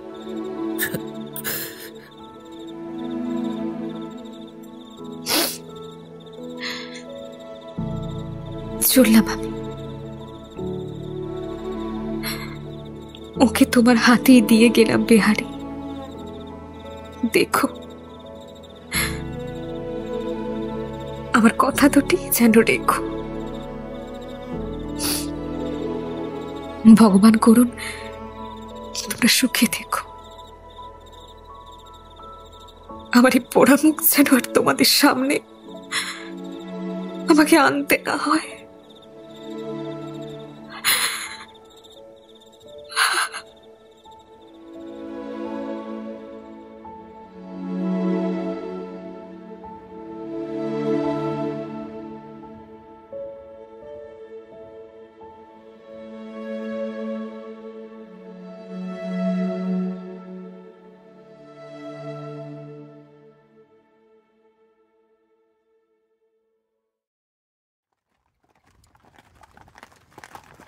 পাথরে ঘাটায় যাবার উদ্দেশ্যে সতীশ বেরোলেও তার শরীরের ভীষণ ক্লান্তি তাকে আর এগুতে দিচ্ছিল না। অবশেষে একটা ভাড়া গাড়ি করে প্রায় মিনিট 30 পর সে নিজের বাড়িতেই ফিরল। বিহারী এসে কবাট খুলে দিলে সতীশ জিজ্ঞাসা করল, বিহারী, সাবিত্রী কি আমার ঘরে? না বাবু, সে নেই, তখনই চলে গিয়েছিল। সতীশ দীর্ঘ নিঃশ্বাস ফেলল। সাবিত্রী চলে যাওয়াটা সুখের নাকি দুঃখের সতীশ যেন ঠিক উপলব্ধি করতে পারল না। পরদিন সকালে যখন সতীশের অতৃপ্ত নিদ্রা ভাঙল, বেলা তখন প্রায় 9টা। সতীশের মনে ভিড় করে এলো কালকের ঘটনাগুলো।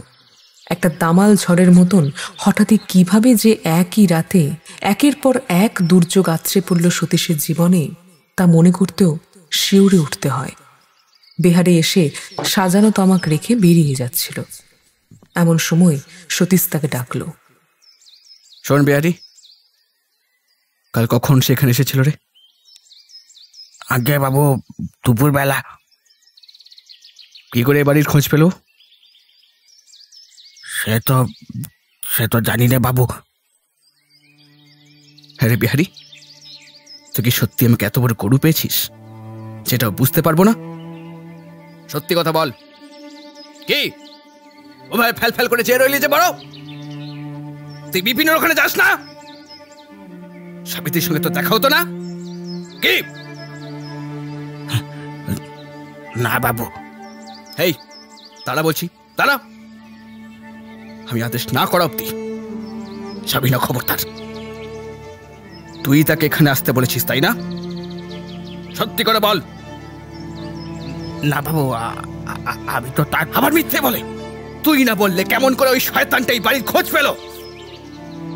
যা যা, তুই তার কাছেই থাকতে যা, আমার দরকার নেই তোকে। আমি ঘরের মধ্যে শত্রু বুঝতে পারবো না। আজই তুই যা, আমি তোকে কাছ থেকে জবাব দিলাম, এই শুনে রাখবে হারি। বিহারী একটি কথাও বলল না, শুধু তার চামড়া কুচকানো চোখ দুটো দিয়ে জল গড়িয়ে পড়ল। সতীশ সেটা দেখতে পেয়ে এবারে সংযত করল নিজেকে। আচ্ছা আচ্ছা, বেশ, তোর কথা বিশ্বাস করলাম।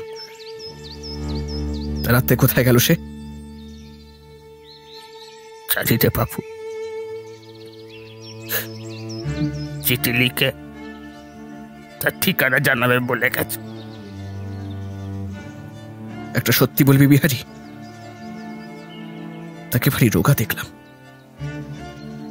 কোনো বড় অসুখ বিসুখ হয়েছিল বুঝি? হ্যাঁ বাবু। তাই বুঝি সেখানে আর জায়গা হলো না ওর? বিহারী মাথা নেড়ে সায় দিল। সতীশ কিছুক্ষণ চুপ করে থেকে বলল, তবে এবারে কিন্তু তোকে সাবধান করে দিচ্ছি বিহারী, আমার বাড়িতে সে যেন আর না ঢোকে।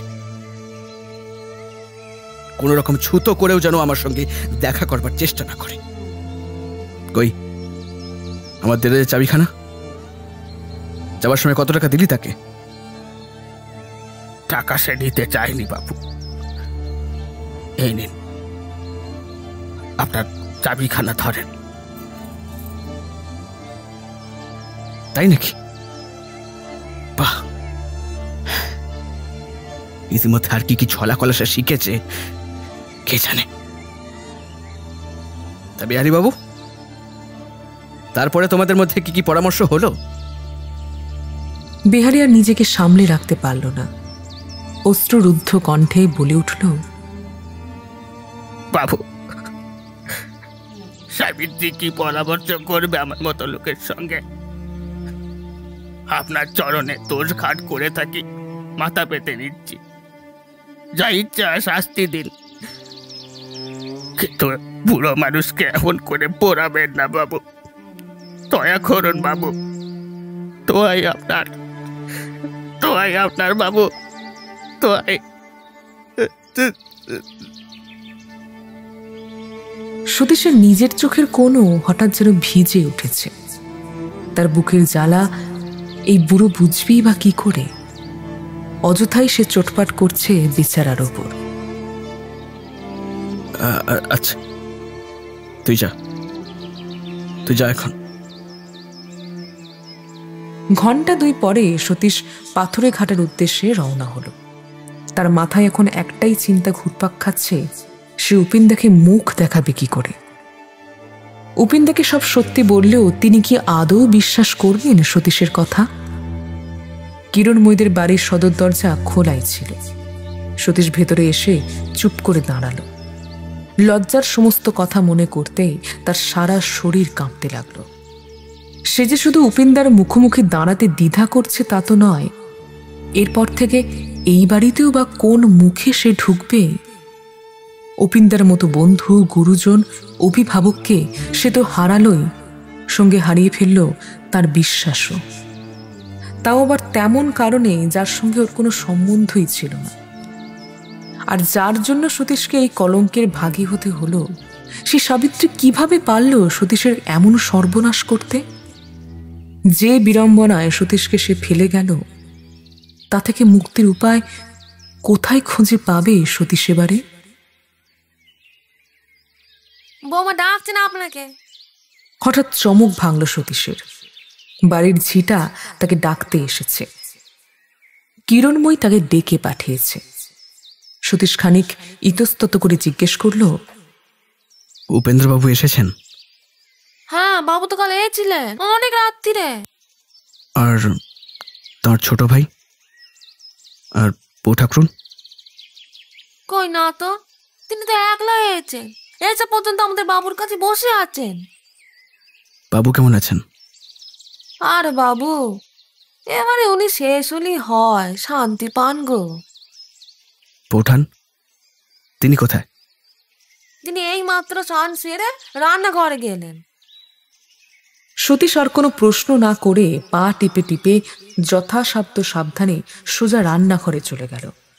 কিরণময়ী বোধহয় অপেক্ষা করেই ছিল। সতীশ দরজার কাছে আসতেই উৎসুকভাবে জিজ্ঞাসা করল, বাড়িতে না ঢুকে বাইরেই দাঁড়িয়েছে? আরে ও কি ঠাকুরপো, চোখ মুখ যে ভয়ানক বসে গেছে, রাত্রে ঘুমোনি নাকি? প্রশ্নটা সতীশের কানে আসবা মাত্রই তার কি যে হলো, মুহূর্ত মধ্যে দপ করে জ্বলে উঠে বলল, হ্যাঁ বৌঠান, হ্যাঁ, সারা রাত্রি জেগে আমি তাকে নিয়ে আমোদ আহ্লাদ করেছি। শুনে খুশি হলো তো? আর এখানে যেন না ঢুকি, এই তো। কিন্তু সেই ছোট লোক উপেন বাবুকে বলো, আমাকে জিজ্ঞাসা করলে আমি সত্যি কথাই বলতাম। সংসারে সে ছাড়া সত্যি কথা বলতে পারে এমন লোক আছে অনেক। তাছাড়া সে এমন কেউ নয় যে ভয়ে মিথ্যে কথা বলতে হতো। বলো তাকে, বুঝলে বৌঠান? এক নিঃশ্বাসে এতটা বলে সতীশ গটগট করে পিছনে ফিরে চলে যেতে উদ্যত হলো। তার ভাবের আকস্মিক এই অসম্ভব পরিবর্তন দেখে কিরণময়ী একেবারে থ বনে গেল। ব্যস্ত হয়ে বাইরে এসে ডাকল সে, যেও না ঠাকুরপো, শোনো। কি হবে শুনে? সত্যি বলছি বৌঠান, সে যে অত বড় ছোট লোক তা আমি স্বপ্নেও ভাবিনি, কিন্তু আজ বুঝতে পারছি হঠাৎ কেন সেদিন বাবা ওরকম চিঠি লিখেছিলেন। কিন্তু বলো বলো সেই উত্তরটাকে, আমি তাকে গ্রাহ্য করিনি। কাকে? কি বলছো কি তুমি ঠাকুরপো? ঠিকই বলছি বৌঠান, ঠিকই বলছি। তাকে বললেই সে বুঝবে। কিন্তু তোমাকেও বলে যাই আজ, বিনা দোষে তোমার বাড়ির দরজা আমার মুখের ওপর বন্ধ করে দিলে তো। কিন্তু একদিন বুঝবে, সতীশ যত মন্দই হোক, তাকে বিশ্বাস করে কেউ কেউ কোনোদিন ঠকেনি। আর একটা কথা তাকে বলো, সে যত ইচ্ছে প্রাণ ভরে আমার সর্বনাশের চেষ্টা করে যান, তবু আমি তাকে কখনো আমার মুখ দেখাবো না। আর সেও যেন আমাকে। হঠাৎ সতীশ দরজার দিকে চেয়ে থেমে গেল। পরক্ষণেই মুখ ফিরিয়ে ঝড়ের বেগে বেরিয়ে এলো বাড়ি ছেড়ে। তার দৃষ্টি অনুসরণ করে কিরণময়ীরও দুই চোখ পাথরের মূর্তির মতো স্তব্ধ উপেন্দ্রর মুখের ওপর গিয়ে পড়ল। তিনি চেঁচামেচি শুনে শয্যাশায়ী রোগীর পাশ ছেড়ে উঠে এসে ঘরের কপাট খুলে সেখানে দাঁড়িয়ে দাঁড়িয়ে সবটা শুনছিলেন। কিরণময়ীর একবার মনে হলো ব্যাপারটা কি তা উপেন্দ্র জানতে চাইবেন, কিন্তু তিনি কোনো কথাই বললেন না। নিঃশব্দে কপাট বন্ধ করে ভেতরে সরে গেলেন। কিরণময়ী হতবম্বের মতো ফিরে এসে বসল রান্নাঘরে। এ কি কাণ্ড! সতীশ তার এত আদরের উপিন্দাকে এমন করে তাঁরই মুখের ওপর অপমান করে গেল। কিভাবে? কিসের জন্য? আচ্ছন্নের মতো একে একে সমস্ত কাজ সারল কিরণময়ী। তার মাঝে সতীশের কথাগুলো বারবার ঘুরতে লাগলো তার মাথায়। কাল সন্ধ্যার পর সতীশ এই বাড়ি থেকে নিজের বাসায় ফিরেছিল। তারপরে এই একটা রাত্রির মধ্যে কি এমন ঘটনা ঘটতে পারে যাতে সে এভাবে উন্মাদের মতো আচরণ করে চলে গেল? ওদিকে উপেন্দ্র একটা কথাও জানতে চাইলেন না। কেন? ওদিকে উপেন্দ্র ফিরে গিয়ে আবার আগের মতো মুমূর্ষু হারানের পাশে গিয়ে বসেছে। তিনি স্বভাবতই শান্ত প্রকৃতির। আচমকা কখনো কারোর সপক্ষে বা বিপক্ষে চিন্তা করতে পারতেন না। কাল রাত্রে যখন সুরবালা আর দিবাকরকে জ্যোতিষের বাড়ি পৌঁছে দিয়ে গভীর রাত্রে একা হারানের ঘরে এসে ঢুকেছিলেন, হারানের শ্বাসকষ্ট তখন ভয়ানকভাবে বেড়ে উঠেছে। চারিদিকে চেয়ে তিনি একটু অবাকই হয়েছিলেন। বাড়িতে মৃত্যু পথযাত্রী রোগী, অথচ কোথাও এতটুকু ব্যাকুলতা নেই। রোগীর মাথার কাছে একটা তেলের প্রদীপ ম্লানভাবে জ্বলছে। হারানের মা ঘরের একটা কোণে মাদুর পেতে শুয়ে। শুধু কিরণময়ী জেগে বসেছিল বটে, কিন্তু তার আচরণেও উদ্বেগের লেশ মাত্র নেই। অপিনের কেন জানি মনে হয়েছিল কিরণময়ী পরম উদাসীনতার সাথে স্বামীর মৃত্যুর প্রতীক্ষা করছে। হারানের মায়েরও কেমন যেন নির্লিপ্ত ভাব, কেবল নিজের রোগ আর রুগ্ন দেহ নিয়েই অস্থির। উপেন্দ্র আজও কিরণময়ীকে চিনতে পারেননি। সে সুযোগ কখনো তিনি পান, কিন্তু সতীশ চিনেছিল। প্রথম দিন কিরণময়ীকে সে ভুল বুঝলেও পরে নিজের অপরাধ বুঝতে পেরে শত সহস্রবার ক্ষমা চায়। সেই থেকে কিরণময়ীর ভাই সে। কিন্তু উপেন্দ্র সে অবকাশ ঘটেনি। তাই কাল রাত্রে ঘরে ঢুকে এক মুহূর্তেই তার অপ্রসন্ন চিত্ত মায়ের বিরুদ্ধে বিতৃষ্ণা ও স্ত্রীর বিরুদ্ধে নিবিড় ঘৃণায় পরিপূর্ণ হয়ে যায়। তাই সকালে কিরণময়ী যখন চা দিয়ে গেল, তিনি স্পর্শও করলেন না। হারানের মা অঘোরময়ী বিন্দু বিসর্গ বুঝলেন না। তিনি তখনই নিজেকে নিয়ে ব্যস্ত হন, তো পরক্ষণে ছেলেকে নিয়ে ইনিয়ে বিনিয়ে কাঁদতে থাকেন। উপেন্দ্রর কাছে এই সব কিছু অসহ্য লাগে। তিনি খুব বিরক্ত বোধ করলে কেবলমাত্র তেতো দৃষ্টি দিয়ে তাকান, যার অর্থের তোয়াক্কা হারানের মা না করলেও কিরণময়ী কিছুটা আন্দাজ করতে পারে।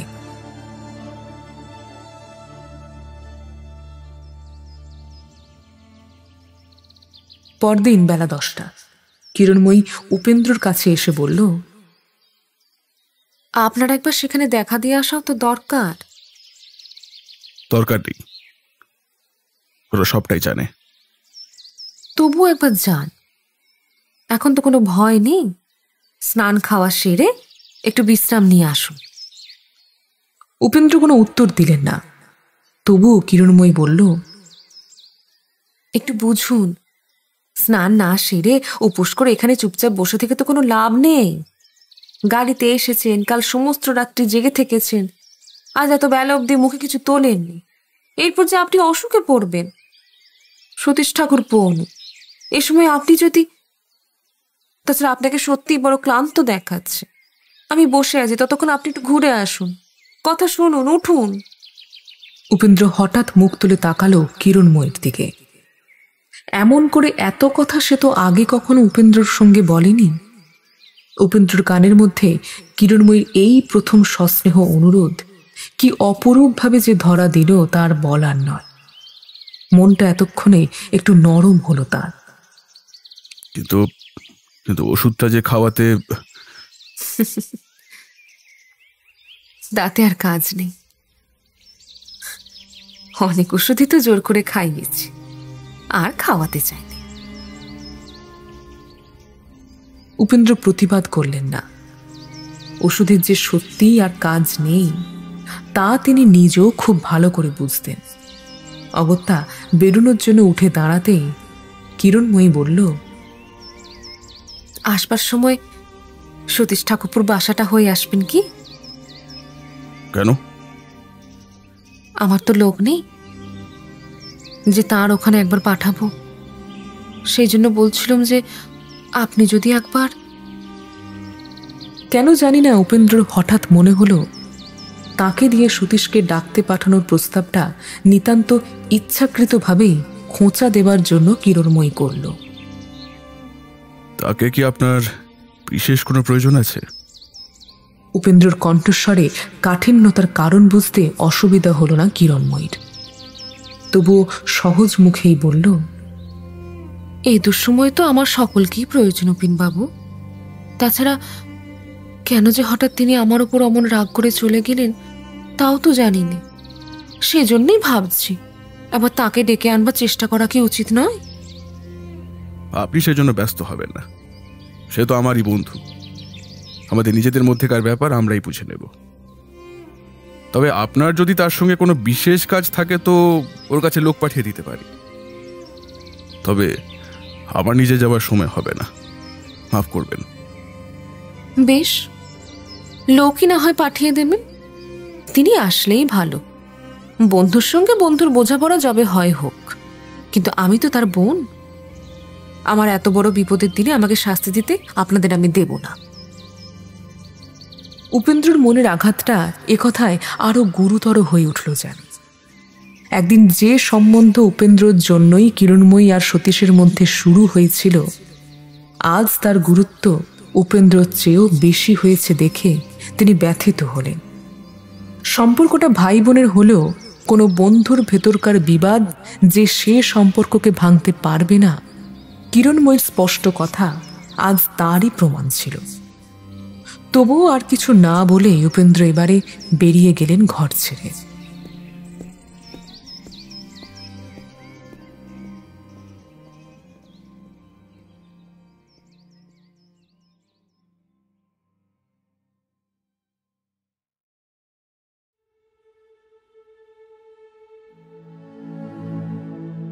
রাস্তায় হাঁটতে হাঁটতে আপন মনে গজরাচ্ছিলেন উপেন্দ্র। সতীশকে তিনি অতটা ভালোবাসতেন, বিশ্বাস করতেন বলেই তার মনের বিতৃষ্ণার অন্ত ছিল না। সে যা অপরাধ করেছে তার বিচার যেভাবেই হোক একদিন হবে। কিন্তু তা সত্ত্বেও যেরকম অহংকারের সাথে সতীশ আজ প্রকাশ্যে উপেন্দ্রর জায়গাটাকে, সম্মানটাকে ধুলোয় মিশিয়ে দিল, এটা বড় বেশি দুঃখ দিল তাকে। কিছুদিন আগেই উপেন্দ্রর বাড়িতে একখানা চিঠি আসে। প্রেরকের নাম ছিল না, কিন্তু চিঠিটায় আগাগোড়া ছিল সতীশের কথা। কেউ একজন সতীশের নামে বিভ্রান্তিকর কলঙ্কময় কথা লিখেছিল ওতে। উপেন্দ্র চিঠি পড়ে ছিঁড়ে ফেলে। পত্র প্রেরকের উদ্দেশ্যে হাসতে হাসতে বলেছিল, তুমি যেই হও বাছাধন, এই 4টি উল্টোপাল্টা কথা লিখে আমার মন থেকে সতীশের প্রতি ভালোবাসাকে তুমি বিষ হতে পারবে না। সতীশ আমায় বড় দাদা বলে জ্ঞান করে। সেও আমার মায়ের পেটের ভাইয়ের চাইতে কোনো অংশে কম নয়।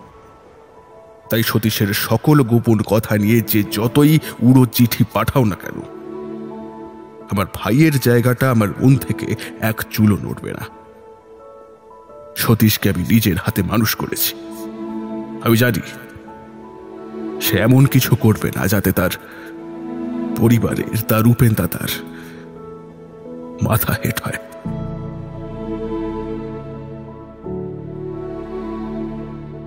কিন্তু আজ উপেন্দ্র সেই বিশ্বাসের বুকে বজ্রপাত হল সাবিত্রীকে স্বচক্ষে দেখে। সতীশের নির্জন ঘরের মধ্যে একা একটা মেয়ে। এক মুহূর্তে উপেন্দ্র চোখের সামনে সেই অজ্ঞাতনামা চিঠির আগাগোড়া একেবারে যেন আগুনের অক্ষরে জ্বলে উঠেছিল। প্রশ্ন করবার, সন্দেহ করবার আর কোনো প্রয়োজনই ছিল না। সতীশকে ডেকে দেবার অপ্রিয় কাজটা যাবার পথেই শেষ করে যাবে কিনা স্থির করতে করতে ভাড়াটে গাড়িটা জ্যোতিষ সাহেবের বাড়ির সামনে এসে দাঁড়ালো। বাড়িতে ঢোকা মাত্র উপেন্দ্র দেখলেন যা নিঃসংশয় প্রত্যাশা করেছিলেন ঠিক তাই। খোলা জানালার কাছে লোহার শিকগুলি আঁকড়ে ধরে একখানি স্তব্ধ প্রতিমা এই পথের দিকে এক দৃষ্টে চেয়ে দাঁড়িয়ে আছে। তার চোখের কোণে টলমল করতে থাকা জলটুকু অবধি উপেন্দ্রর চোখ এড়ালো না। ভেতরটা দুমড়ে মুচড়ে উঠল তার। শুরুবেলা সারা রাত্রি এবং এই সমস্ত সকালটা না জানি কি করেই কেটেছে।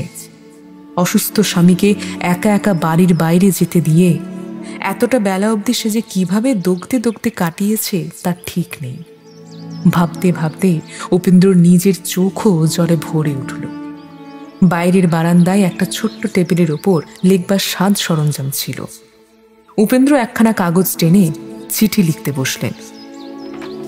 বলাই বাহুল্য, লিখতে লিখতে উপেন্দ্রর মুখের উপর ফুটে উঠছিল এক রাশ ব্যথা আর বিরক্তি। চিঠি শেষ হতে উপেন্দ্র মুখ তুলে তাকিয়ে দেখেন অদূরে দাঁড়িয়ে সরোজিনী। এক মুখ বিস্ময় নিয়ে সে এতক্ষণ উপেন্দ্রকেই দেখছিল। এবারে এগিয়ে এসে বলল, কিরকম মানুষ আপনি বলুন তো? বাড়ি শুদ্ধ সবাইকে চিন্তায় ফেলে দিয়েছিলেন, আর তিনি তো বোধ করি চোখের পলক ফেলতেই ভুলে গেছিলেন এই সময়ের মধ্যে। যতবারই গাড়ি ঘোড়ার আওয়াজ হয় উনি ততবারই জানলা খুলে দেখেন ওনার স্বামী মশাই এলেন নাকি। এদিকে আপনি যদিও বা এলেন, এসে চিঠিপত্র লিখতে বসে গেলেন। এ কিন্তু ভারী অন্যায়। উপেন্দ্র সামান্য হাসলেন। সরোজিনী কোথাও বেরোনোর উদ্যোগ করছে দেখে জিজ্ঞাসা করলেন, কোথাও বেরোচ্ছ নাকি? হ্যাঁ, আমার ছোট পিয়ানোটা মেরামত করতে দিয়েছিলাম, সেটাই আনতে যাচ্ছি। খুব ভালো হলো। তবে এই চিঠিটা নাও, ঠিকানা লেখা আছে। এবার একটু কষ্ট করে যদি সহিশকে দিয়ে বাড়ির মধ্যে পাঠিয়ে দাও তো বড় ভালো হয়। সরোজিনী চিঠিটা হাতে নিয়ে কিছুক্ষণ চেয়ে রইল সেই দিকে। প্রাপকের নাম ঠিকানাটা অনেকক্ষণ ধরে দেখে বলল, সতীশবাবু এবার আমাদের বাড়িতে উঠলেন না কেন? সে তো আমাদের সঙ্গে আসেনি। তাছাড়া সতীশ তো বরাবরই এখন এখানেই আছে। সে কি, উনি এখানেই থাকেন? আশ্চর্য, কখনো তো কই দেখা করতে আসেননি আমাদের সঙ্গে। বোধহয় তোমাদের কথা তার মনে নেই। কথাটা উপেন্দ্র সহজভাবে বললেও ভীষণ কঠিনভাবে অন্য একজনের কানে বাজল। ভালো কথা, ওই দিবাকর কই? তাকে দেখছি না যে। তিনি দাদার সঙ্গে হাইকোর্টে বেড়াতে গেছেন। চলুন আপনাকে সঙ্গে করে আগে ভেতরে দিয়ে আসি। আসুন। মিনিট কুড়ি পরে ফিরে এসে সরোজিনী যখন গাড়িতে উঠে এসে সতীশের বাড়ির দিকে রওনা হলো, তখন তার বুকের ভেতরটা কাঁপছে। গাড়ি যতই এগুতে লাগলো হৃদস্পন্দন যেন ততই বাড়তে লাগলো। সরোজিনীর মনে হলো সে এমনই একটা গুরুতর কাজের ভার নিয়ে চলেছে যার সিদ্ধির ওপর তার নিজেরই যেন সমস্ত ভবিষ্যতের ভালো মন্দ নির্ভর করে আছে। সতীশের বাড়ির সামনে গাড়িটা এসে থামতে সহিস চিঠিটা হাতে করে নেমে গেল। সরোজিনী গাড়ির একটা কোণে তটস্থ হয়ে বসে কান খাড়া করে আছে। দরজায় করাঘাত থেকে শুরু করে দরজা খোলার আওয়াজ সবই তার কানে গেল। এরপর পরিচিত এক কণ্ঠ শোনার আশঙ্কায় ও আকাঙ্ক্ষায় সে স্তব্ধ হয়ে বসে রইল। সে ভাবল সতীশ যখন জানবে গাড়িতে কে বসে, সে নিজে আসবে কথা বলতে। অথচ হাস্যকর ব্যাপার এই, সরোজিনীর মনে এটা একবারের জন্য এলো না যে মানুষটা এতদিন ধরে তাদের বাড়ির এত কাছে থেকেও এমন করে ভুলে থাকতে পেরেছে, সেখানে তার উপস্থিতির সংবাদ তাকে বিন্দুমাত্র বিচলিত না করতেও পারে। এরই মধ্যে সহিস ফিরে এলো, তার হাতে চিঠিখানি ধরা। সতীশ নাকি বাড়ি নেই, সতীশ নাকি কলকাতাতেই নেই, বেলা 10টার ট্রেনে বাড়ি চলে গেছে। সরোজিনী কিছুক্ষণ গুম হয়ে বসে রইল। তারপর কি একটা খেয়াল হঠাৎ করেই তার মাথায় চাপতে সে গাড়ি থেকে নেমে সোজা গিয়ে ঢুকলো সতীশের বাড়ি। কেন যে এই কাজটা সে করলো তা নিজেও জানে না। এক হিন্দুস্থানি পাচক ঘরের জিনিসপত্রর পাহারায় নিযুক্ত ছিল। সেই সরোজিনীকে ঘরগুলো ঘুরিয়ে ফিরিয়ে দেখালো। এমন সময় নিচে আসবার পথে দড়ির আল্লায় ঝুলন্ত এক অর্ধমলিন চওড়া পাড়ের শাড়ির দিকে সরোজিনীর দৃষ্টি পড়তেই কৌতূহলী হয়ে প্রশ্ন করায় ব্রাহ্মণ বলল, সে কাপড়খানা নাকি মাজির। সাবিত্রী দুপুরে স্নান সেরে পরনের ভেজা কাপড়খানা শুকুতে দিয়েছিল। তখন অবধি সেটা তেমন অবস্থাতেই টাঙানো ছিল। সরোজিনী বিস্মিত হয়ে জিজ্ঞাসাবাদ করে এই মাইজির সম্বন্ধে যতটুকু জানল তাতে আরো আশ্চর্য হয়ে গেল। বাদবাকি বিস্ময়ের ঘটনাও তার জানা হয়ে গেল যখন পাচকটি সেদিনের রাত্রের সকল ঘটনা বলে গেল। কিভাবে সস্ত্রীক উপেন্দ্রবাবু এ বাসায় এসেও তৎক্ষণাৎ চলে গিয়েছিলেন, আজ মনিবের সকাল সকাল বাড়ি ছাড়ার মধ্যে নির্ঘাত সেই মাইজিটির কোনো যোগাযোগ আছে, ইত্যাদি ইত্যাদি। হিন্দুস্তানি পাচকটি বিশেষ করে ইদানিংকালে সতীশের উদ্ভ্রান্ত আচরণের কথা উল্লেখ করতেও ভুলল না। তার দৃঢ় ধারণা সাবিত্রীর অসুখে তাকে দেখাশোনা করবার জন্যেই মনিব এমন ব্যস্ত ব্যাকুল হয়ে পড়েছেন। সরোজিনী সব শুনে অবশেষে যখন ফিরে এসে গাড়িতে উঠল, তখন তার পিয়ানোটা নেবার খেয়াল মন থেকে উবে গেছে। কোনো এক অজ্ঞাত গুরুভারে তার বুকের ভেতরটা ভারাক্রান্ত হয়ে উঠছে ধীরে ধীরে। এই রহস্যময় মাইজি ওরফে সাবিত্রী যে কে এবং কি সূত্রে এখানে এসেছিল তা জানতে না পারলেও একটা কিছু গোপনীয় ব্যাপারের অস্তিত্ব যে আছে সেটা টের পেয়ে ভীষণ কষ্টে কুঁকড়ে গেল সে।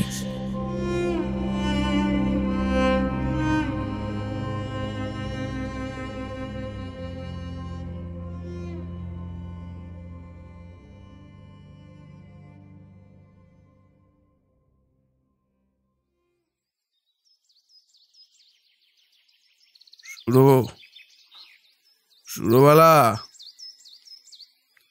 সুরবালা। মনের ভেতর যতই দ্বন্দ্ব চলুক, উপেন্দ্র বরাবরই তার সকল দায় কর্তব্যের প্রতি অচল থাকতেন। কিরণময়ীকে বলে এসেছিলেন বাড়ি থেকে স্নান খাওয়া করেই চলে আসবেন, কিন্তু শরীরের ক্লান্তি তাকে এতটাই কাবু করে ফেলেছিল যে নিজের অজান্তে বিছানায় সামান্য গড়া দিতে দিতে ঘুমিয়ে পড়েছিলেন। প্রায় ঘন্টা দুয়েক পর ঘুম ভাঙতেই ধর্মর করে উঠে বসলেন। তাকিয়ে দেখলেন পাশের টেবিলে সেই চিঠিখানি পড়ে। মানে এটা সতীশের হাতে পড়েনি? সুরবালা ততক্ষণে ডাক শুনে ঘরে এসে ঢুকেছে। চিঠির দিকে স্বামীর কৌতূহলী দৃষ্টি দেখে সে বলল, সতীশ ঠাকুরপো এখানে নেই, বেলা 10টার গাড়িতে বাড়ি চলে গেছেন। উপেন্দ্রের মুখখানা একেবারে কালি হয়ে গেল। প্রথমেই যে কথাটা তার মনে এলো তা এই যে অপরিচিত এই শহরের মধ্যে হারানের আসন্ন মৃত্যু সংক্রান্ত যাবতীয় কর্তব্য এখন তাকেই একা হাতে করতে হবে। উফ, সে যে কত বড় কাজ, কি নিদারুণ দায়িত্ব! লোক ডাকা, জিনিসপত্র জোগাড় করা, সদ্য বিধবা স্ত্রী ও অভাগী জননীর কোলের ভেতর থেকে তাদের সদ্য মৃত আপনার জনকে প্রায় ছিনিয়ে বের করে নিয়ে চিতায় তোলা, এই মর্মান্তিক শোকের দৃশ্য কল্পনা করে উপেন্দ্র সারা শরীর যেন পাথরের মতো ভারী হয়ে গেল। নিজের অজ্ঞাতসারে তিনি যে ভেতর ভেতর সতীশের ওপর কতখানি নির্ভর করে বসেছিলেন তা এই মুহূর্তে মারাত্মকভাবে টের পেতে সমস্ত অভিমান অভিযোগ উধাও হয়ে গেল। সুরবালা সমস্তটাই বুঝতে পেরেছিল। সে এতই শান্ত ও স্মিতভাষী প্রকৃতির যে উপেন্দ্র তার বুদ্ধিমত্তাকে এক প্রকার তাচ্ছিল্যই করতেন, কিন্তু কখনোই বুঝতে পারেননি সুরবালাও পারার মতন করে প্রায় সবটাই সামাল দিতে পারে। স্বামীর পাশে বসে সুরবালা মৃদুস্বরে বলল, তুমি কি ভাবছো আমি জানি। উপেন্দ্র আর নিজেকে সামাল দিতে পারল না, ব্যাকুল হয়ে বললেন, সে যেভাবে আমাকে বিপদের মধ্যে ফেলে রেখে চলে যাবে সে আমি স্বপ্নেও ভাবিনি। শুরু একা এই অজানা জায়গা আমি কি করি? অত ভাবছো কেন? এই কলকাতায় কারোর জন্যই কারোর কিছু আটকায় না। তোমার চা তৈরি হয়েছে, হাত মুখ ধুয়ে তুমি চা খেয়ে নাও। ছোট ঠাকুরপুকে সঙ্গে করে আমিও যাচ্ছি, চলো। তুমি যাবে? হ্যাঁ যাবো বই কি। মেয়ে মানুষের এই দুঃসময় কাছে থাকা মেয়ে মানুষেরই তো কাজ। আর দেরি করো না, উঠে পড়ো। আমি ঠাকুরপুকে গাড়ি ডাকতে বলে দিচ্ছি। গৃহস্থের ঘরে ঘরে যখন সবে মাত্র সন্ধ্যাদীপ জ্বলে উঠেছে, ঠিক এমন সময় তারা পাথুরে ঘাটার বাড়িতে এসে ঢুকল। সদর দরজা খোলা, কিন্তু নিচে কোথাও কেউ নেই। অন্ধকার ভাঙা বাড়ি শ্মশানের মতো নিস্তব্ধ। স্ত্রী ও ভাইকে সাবধানে পিছন পিছন আসতে বলে উপেন্দ্র নিঃশব্দে ওপরে উঠে হারানের রুদ্ধ দরজার সামনে এসে ক্ষণকালের জন্য কি মনে করে যেন স্তব্ধ হয়ে দাঁড়ালেন। ভেতর থেকে একটা মর্মভেদী দীর্ঘশ্বাস কানে এসে বাজল তার। কাঁপা কাঁপা হাতে দরজাটা ঠেলে খুলতে অন্ধকার বিছানার তলে আরও একটা দলা পাকানো অন্ধকার দেখে বুকটা ধক করে উঠল উপেন্দ্রর। কবাট খোলার আওয়াজ কানে যেতেই দলা পাকানো অন্ধকারটা হঠাৎ জীবন্ত হয়ে নড়ে উঠল যেন। উপেন্দ্র বিস্ফারিত চোখে আবিষ্কার করলেন কিরণময়ী সেই আধার। বিছানায় শোয়ানো আপাদ মস্তক চাদরে মোড়া হারানের মৃতদেহর পায়ের কাছে মুখ গজে উপুর হয়ে পড়েছিল। একবার মাথা উঁচু করে দেখল সে, এবং পরক্ষণে বিদ্যুৎ বেগে উঠে দাঁড়িয়ে আর্ত কণ্ঠে চেঁচিয়ে উঠল,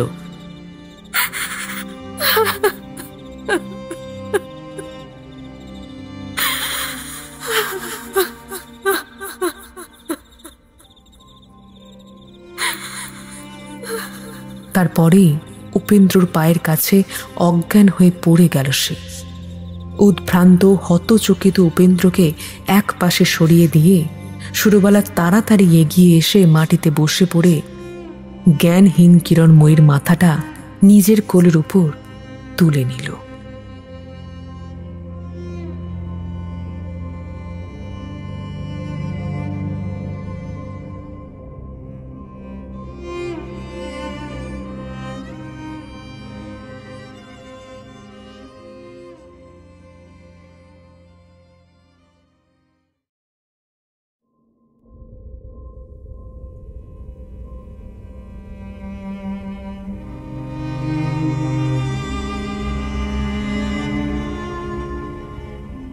শেষ হল শ্রী শরৎচন্দ্র চট্টোপাধ্যায়ের চরিত্রহীন তৃতীয় পর্ব।